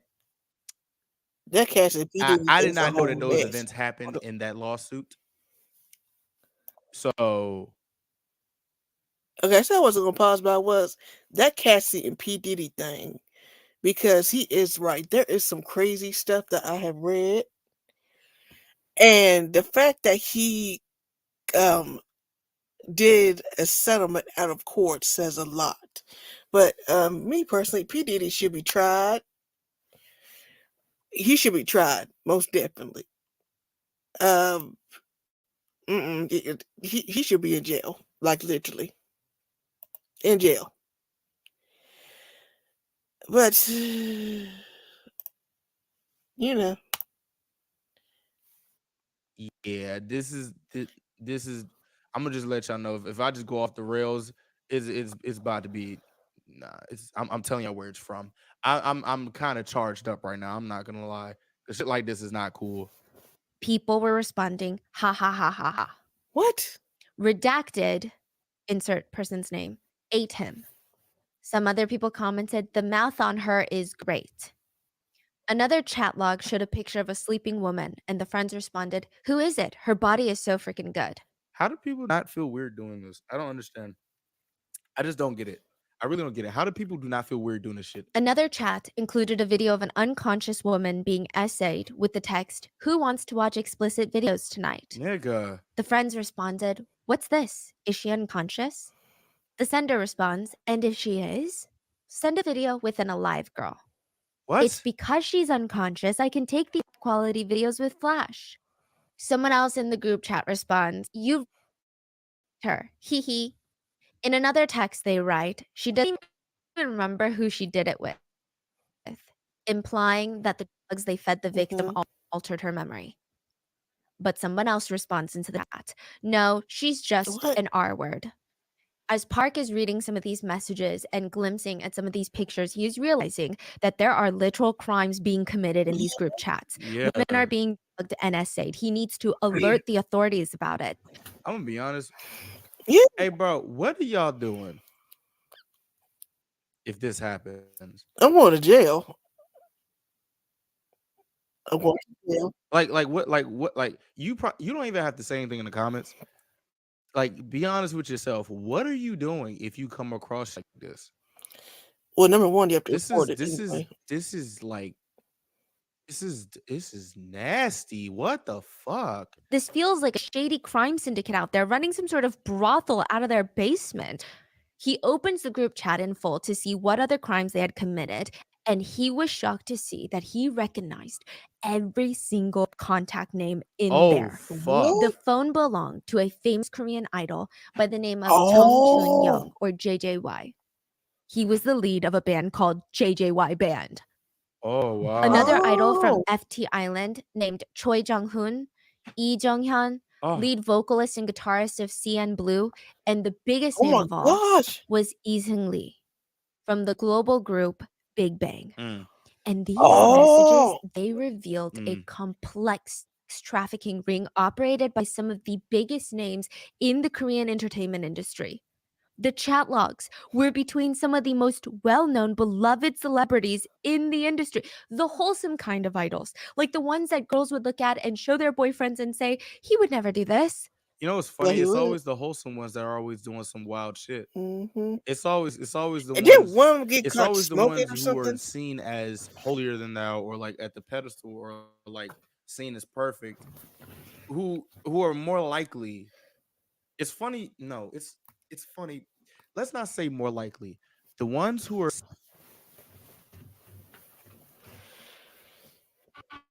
What is this thing? Okay.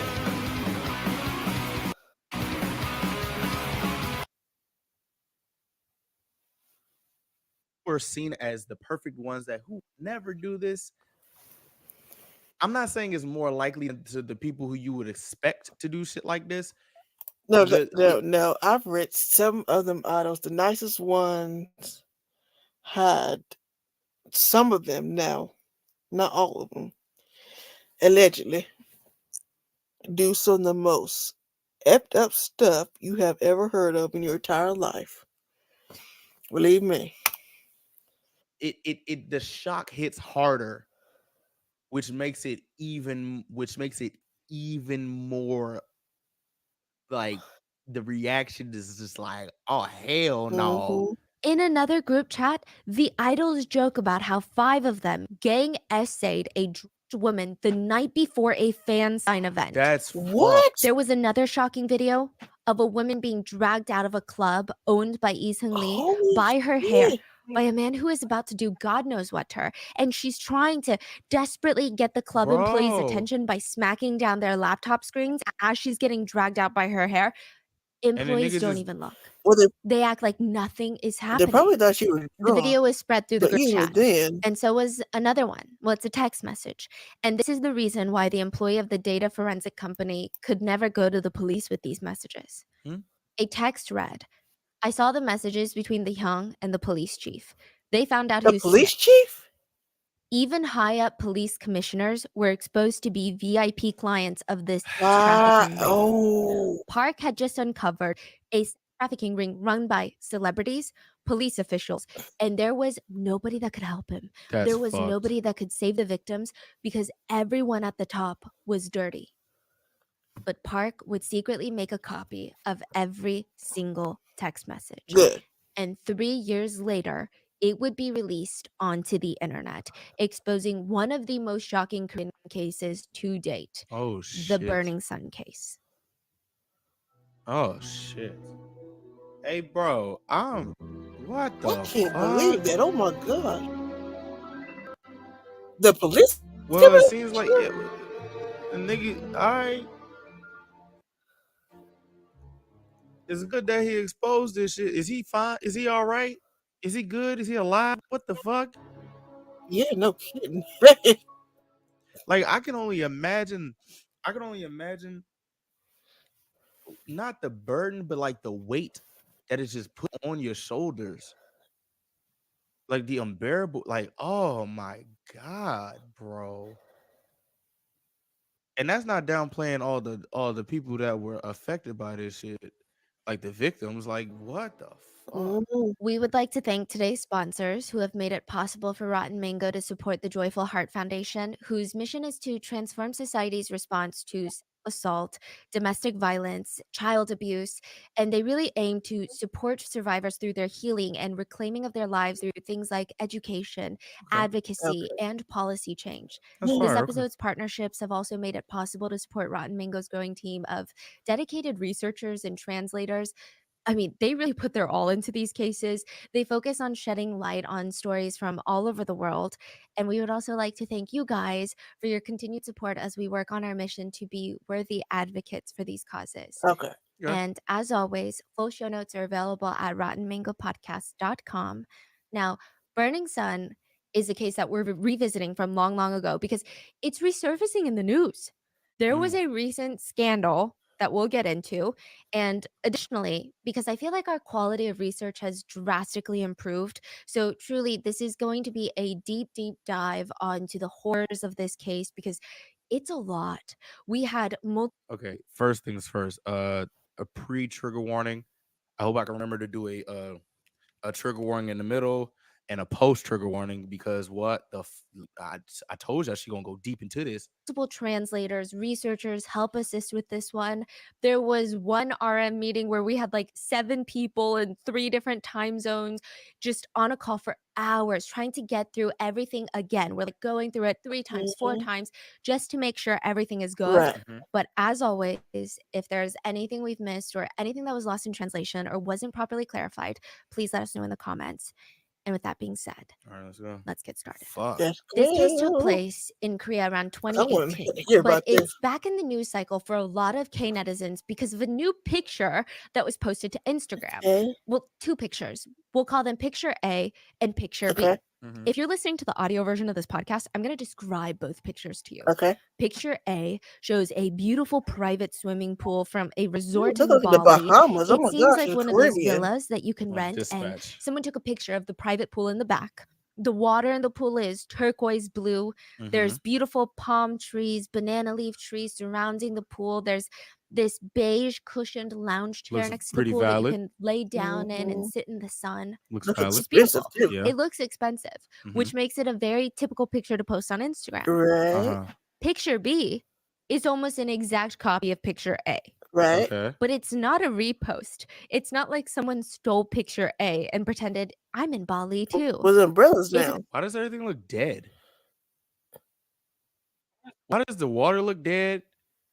The umbrella is like down. I think it's just The a water, shade. the trees don't look as vibrant. What is happening? completely new photo. I think It it's just a shows more of shade. the villa than the pool from Uh-huh. picture A, but you can tell it's the same exact place. 2 Right. pictures in the same villa in Bali. Okay. So what's the big problem here? It's a resort in Bali. Of course, there's going to be lots of people from all over the world staying there and taking pictures. Picture A was posted by Girl A, since they want to remain anonymous in the news. Picture B was posted by Girl B. The problem here was they ran in the same circles where it was discovered that they were both dating the same man. Ah. Former K-pop star, former inmate, and owner of the nightclub Burning Sun, Lee Seung Lee. Oh, And I'm going to be fuck. brief with the scandal that unfolds because there's not too much to it, but Lee Seung Lee was cheating on multiple women and taking them on back-to-back trips with the same exact itinerary. So he would ask girl A, who thinks she's in How would you? Okay. What? Really? a Back to back. monogamous relationship with him, to fly out to Bali to see him. He would rent a villa, take her to very specific was- restaurants and dates, and after 5 days, she would fly back to Korea. And that same day that she leaves Bali, girl B, who also believes that she's in a monogamous relationship with him, would fly into Bali to see him. She would Why? stay in the exact same villa girl A had just left from. I What? mean, it's likely that girl A's perfume scent is still in the villa at this Yeah, point. what the And fuck? he would take girl B on the Well, 5 same days exact probably dates that he had not. just taken girl A. Everything is Probably. identical. Hey, bro, that's some slimy shit. I'm not gonna lie. I'm not gonna lie. That's kind of Cheater? I- He's a cheater. I mean, like I've taken somebody on a date and I stopped talking to that person and taken somebody else on a date. But it's like if that's like my spot, like a cool little spot to like hang out at, I don't think that's bad. But I'm not doing it the day after they leave. That's some weird type of that's some weird game, bro. That's weird as hell. He had planned the exact same trip for both girls, took them to the same restaurants, the same beaches, the same hotels, the same cafes. He didn't Why? even wait What? 48 hours before both You trips. didn't even It's try to back to change back. it? Girl A flies into Bali. Girl Nigga, did your deposit even come through yet? Did you get Literally. your Holy security crap. deposit back? What the fuck? A flies out of Bali. Girl B flies into Bali. Girl B flies out of Bali. What the hell? And all of this was quote unquote exposed when both girls discovered that they had posted the exact same picture of the villa and they started texting each other about their Bali trips. Why the fuck? I don't understand. Why the hell would you even do that, knowing that we're just going off of this information right here? Why would you do that? And I'm pretty sure you wouldn't think that the girls are gonna take a picture of what you're doing and possibly post it on social media. Like, this world is small, dude. Mhm. This world is small, especially if you're doing the same. If you're doing the same shit back to back, the probability is high as hell. The story was sold to Dispatch, and some netizens commented on the scandal. I hope the girls don't think that it's just girl A through B. Seungri probably has women A through Z. Probably. I thought he was in jail. That's what a lot of people were also saying. Like, what's going on? Why are we writing these random cheating articles about a literal Isn't he criminal? out? Isn't he out of So jail? What's is he in happening? jail or no? He's free. Yeah, I was about to say He's this nigga's free? out. He's Was out he of in jail. jail? He was in Oh, jail he's for. already out. He was only in there for 1.5 years. And now he's back to dating Yes. people Yes. already. Back to being His same involved with women. Wow. His same A lot of the game. comments have the same reaction as you. I mean, they were just shocked. They were shocked that he What? was in the news. They were shocked that he was out of prison. They were shocked that girls would even go out with him. I That they would mean, travel all the way to Bali to be with him in the first place when his club, Burning Sun, was exposed for basically having a trafficking ring operating during club hours. I'm gonna be honest. That don't really surprise me because there's a lot of Reach for an earring, a necklace, a bracelet.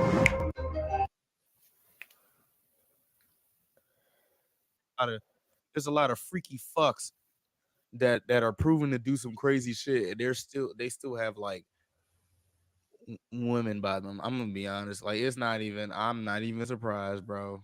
I'm not. Mm. I don't know what that, man.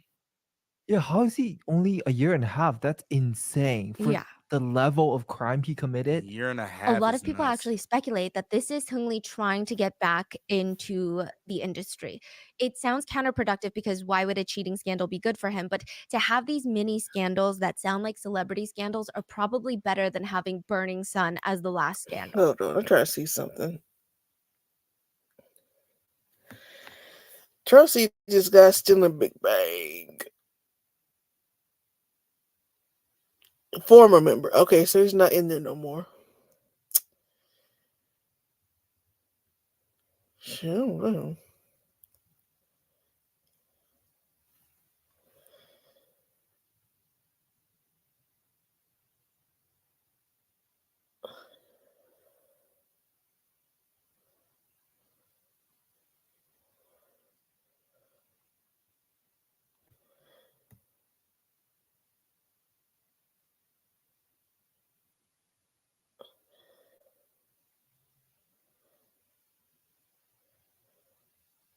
Yeah. His sentence, this is for Seungri. Yes, Seungri.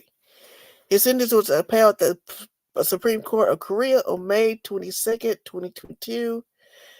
Upon Seungri was discharged from the military and transferred to civilian prison to serve the remainder of his term. On February 6th of this year, it is reported that Seungri would be released from prison on February 11th.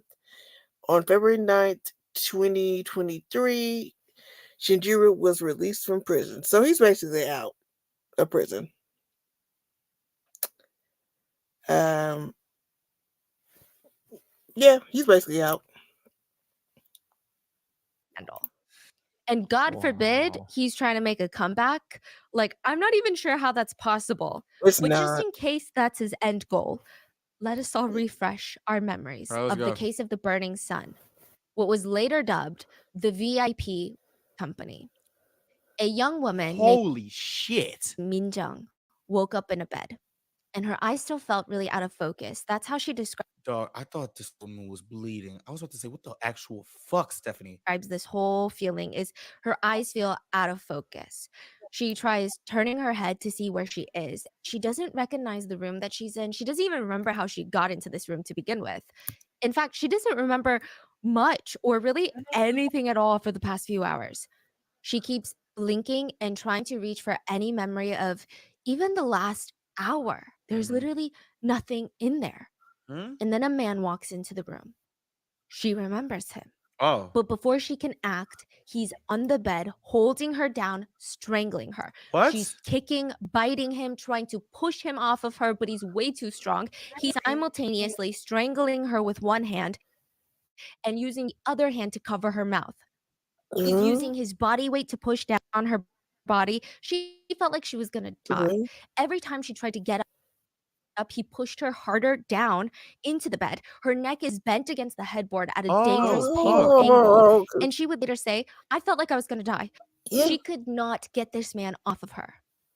He would proceed to rip off her clothes and What essay the her. fuck, dude? Each time he pushed her, she could feel her neck bending more and more against the headboard. She said she felt like her neck was going to snap. Yes. After this brutal gosh. assault, The she grabs the fuck? mini trash can by the bed and she throws up everything that she has in her system. Oh. The throw up was this dark brown color. It was blood. She said at this point she What? really, really, really felt like she was going to die because earlier the focus had been trying to get him off of her. But now that he's off of her, she doesn't really know what his plans are. Minjung likely ran through all of the options. Okay, so to give you context over this man, because while they were talking, I was looking up. Let me remove this. Hold on, share screen. I'm gonna share this real quick. Okay, this is it. This is the guy, Shinjiri, former Big Bang member, was found guilty on 9 charges related to the Burning Sun nightclub scandal. This is him back then. Former K-pop singer and ex-Big Bang member Shinjiri has been released from prison after completing an 18-month sentence for charges relating to his involvement in the Burning Sun scandal. You can read it down here. I'm probably gonna put the link. Charging us a former honorary to misappropriating funds to raging blank for investors. So yeah, he's still so he's basically gone. Sidhu, he was a original member. He left the band and the entertainment industry in 2019. Good. After the Burning Sun scandal broke. So he's basically gone from he's basically gone. So that's just ridiculous. I have never heard of the Burning Sun scandal. Because usually, even on what's it called, MSNBC, they might have something on there. Clearly Never heard of could it. not fight him off physically. So she said she got on her knees on the carpeted floor and begged for her life. She was trying to appeal to any sort of humanity or even empathy. He ain't if you got had none of any, that really. shit. She cried that she just wanted to go home. She would never go to the police about this. Oh my God. She just wanted to see her mom. That's all. She just wanted to see her mom. She finally looks up at the man, this kidnapper, this rapist, and he just starts laughing. He's giggling at her begging for her life. Seriously? And he responds, if you take a selfie with me, I'll let you go home. Niggas like you need to die. I'm not gonna hold you. Literally. Or niggas like you need to. Can I say that? I don't know. You might as well. I don't know. Can I say that? Yeah. Can I say that? I don't know. Huh. I honestly feel like dying or like killing somebody who's a rapist is kind of too easy. But then again, I don't know how it would come off if I say that they should get a taste of their own medicine. Don't they do I don't know how castration that would come in off. South Korea? But like, I'm not on no type of timing to try to give them no damn respect. You know what I'm saying? Like, Don't they do chemical castration in South Korea? Maybe it's in Japan.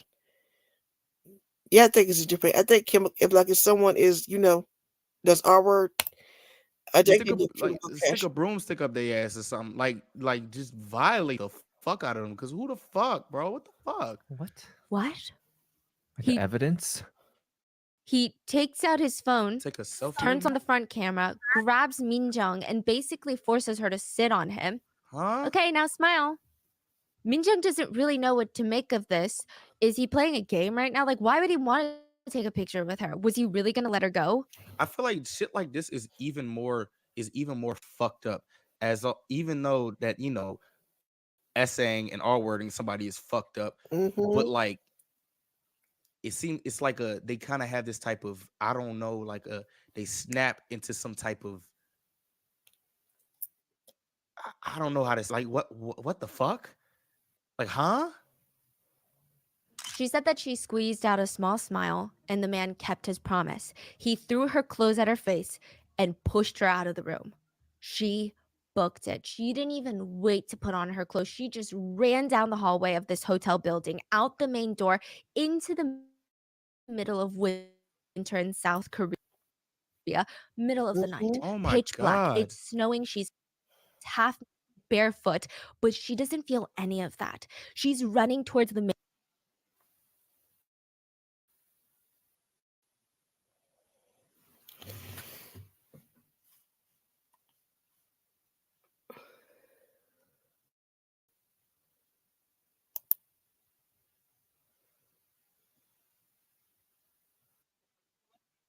the main road with her shoes and her pants in her hand, and this other hand is stretched out trying to flag down the closest taxi. She wants to get out of here and as far away from that man as possible, because who knows, what if he comes back? What if he changes his mind? Yeah. Thankfully, a That's taxi a stops and funny- she that's a gets in. scary part. Frantically, she gives her address, and when she sees the hotel disappear from sight, the fight or flight that had kicked in, it probably finally calmed down, because she looks down and realizes she's still naked from the waist down. Oh fuck. And there was a taxi driver looking at her in the rearview mirror.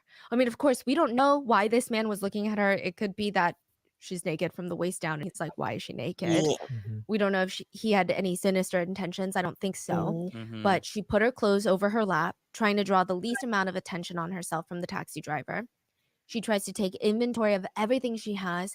Why the fuck didn't the taxi driver say if she's okay? Like, aren't taxi drivers like not in danger as well? Like, I'm just saying, like, you're picking up strangers on the side of the road. I'm pretty sure there's like a woman who's naked from the waist down, frantically. Does she not have like some blood on her still? Because she just threw up blood. I imagine there's some blood there, and she just gets in my taxi. Who the fuck am I to not ask if you're okay? He had to say something, right? Because where are they going? He had to say something. He didn't say, is she okay? She notices she doesn't have her phone, credit card, or her winter jacket. Oh. I mean, it's bad, but what's worse is that she's missing hours in her memory. She has no idea how she got to that hotel with the man that she was there with. After getting home, Minjung gathers herself as best as she can and goes to the police station. She reports the physical and sexual abuse and shows them all of the cuts and bruises on her body. She said she wanted a drug test. She knew that she had been, I mean, this had never happened before. Her memory had always been fine, but now she conveniently has a gap in her memory and ends up at a hotel with a man that viciously essayed her. No, this isn't right. She demands a drug test, and she knows that this is not only going to prove that he essayed her, but he drugged her in order to do it. This was going to convict him. It was going to get her justice. Put that sick man behind bars so that he could never do it again. Kill that nigga. Assaulting women, making them beg for their lives before throwing them out onto the street. The fuck? I mean, it was despicable. She's going to make sure that he gets put away for a long time. The drug test comes back. There are no drugs in her system. What? That doesn't make any sense.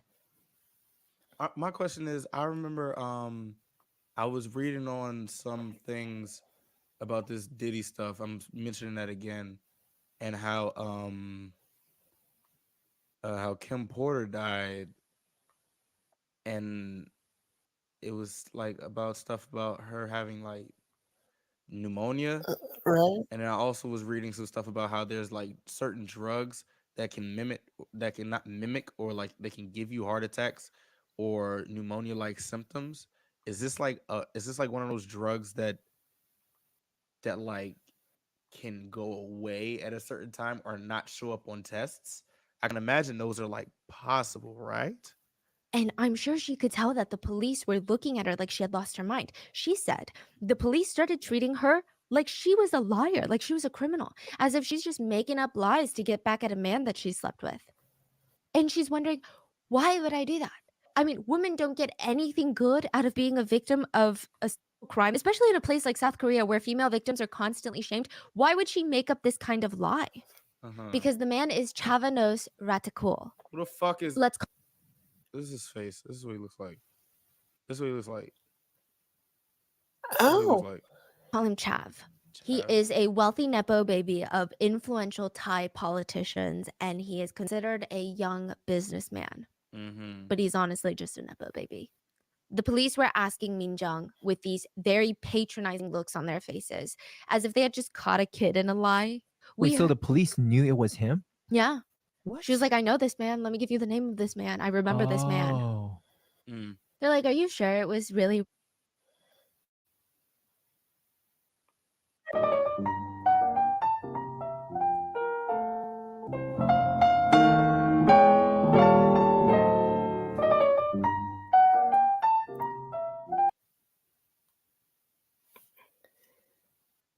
I mean...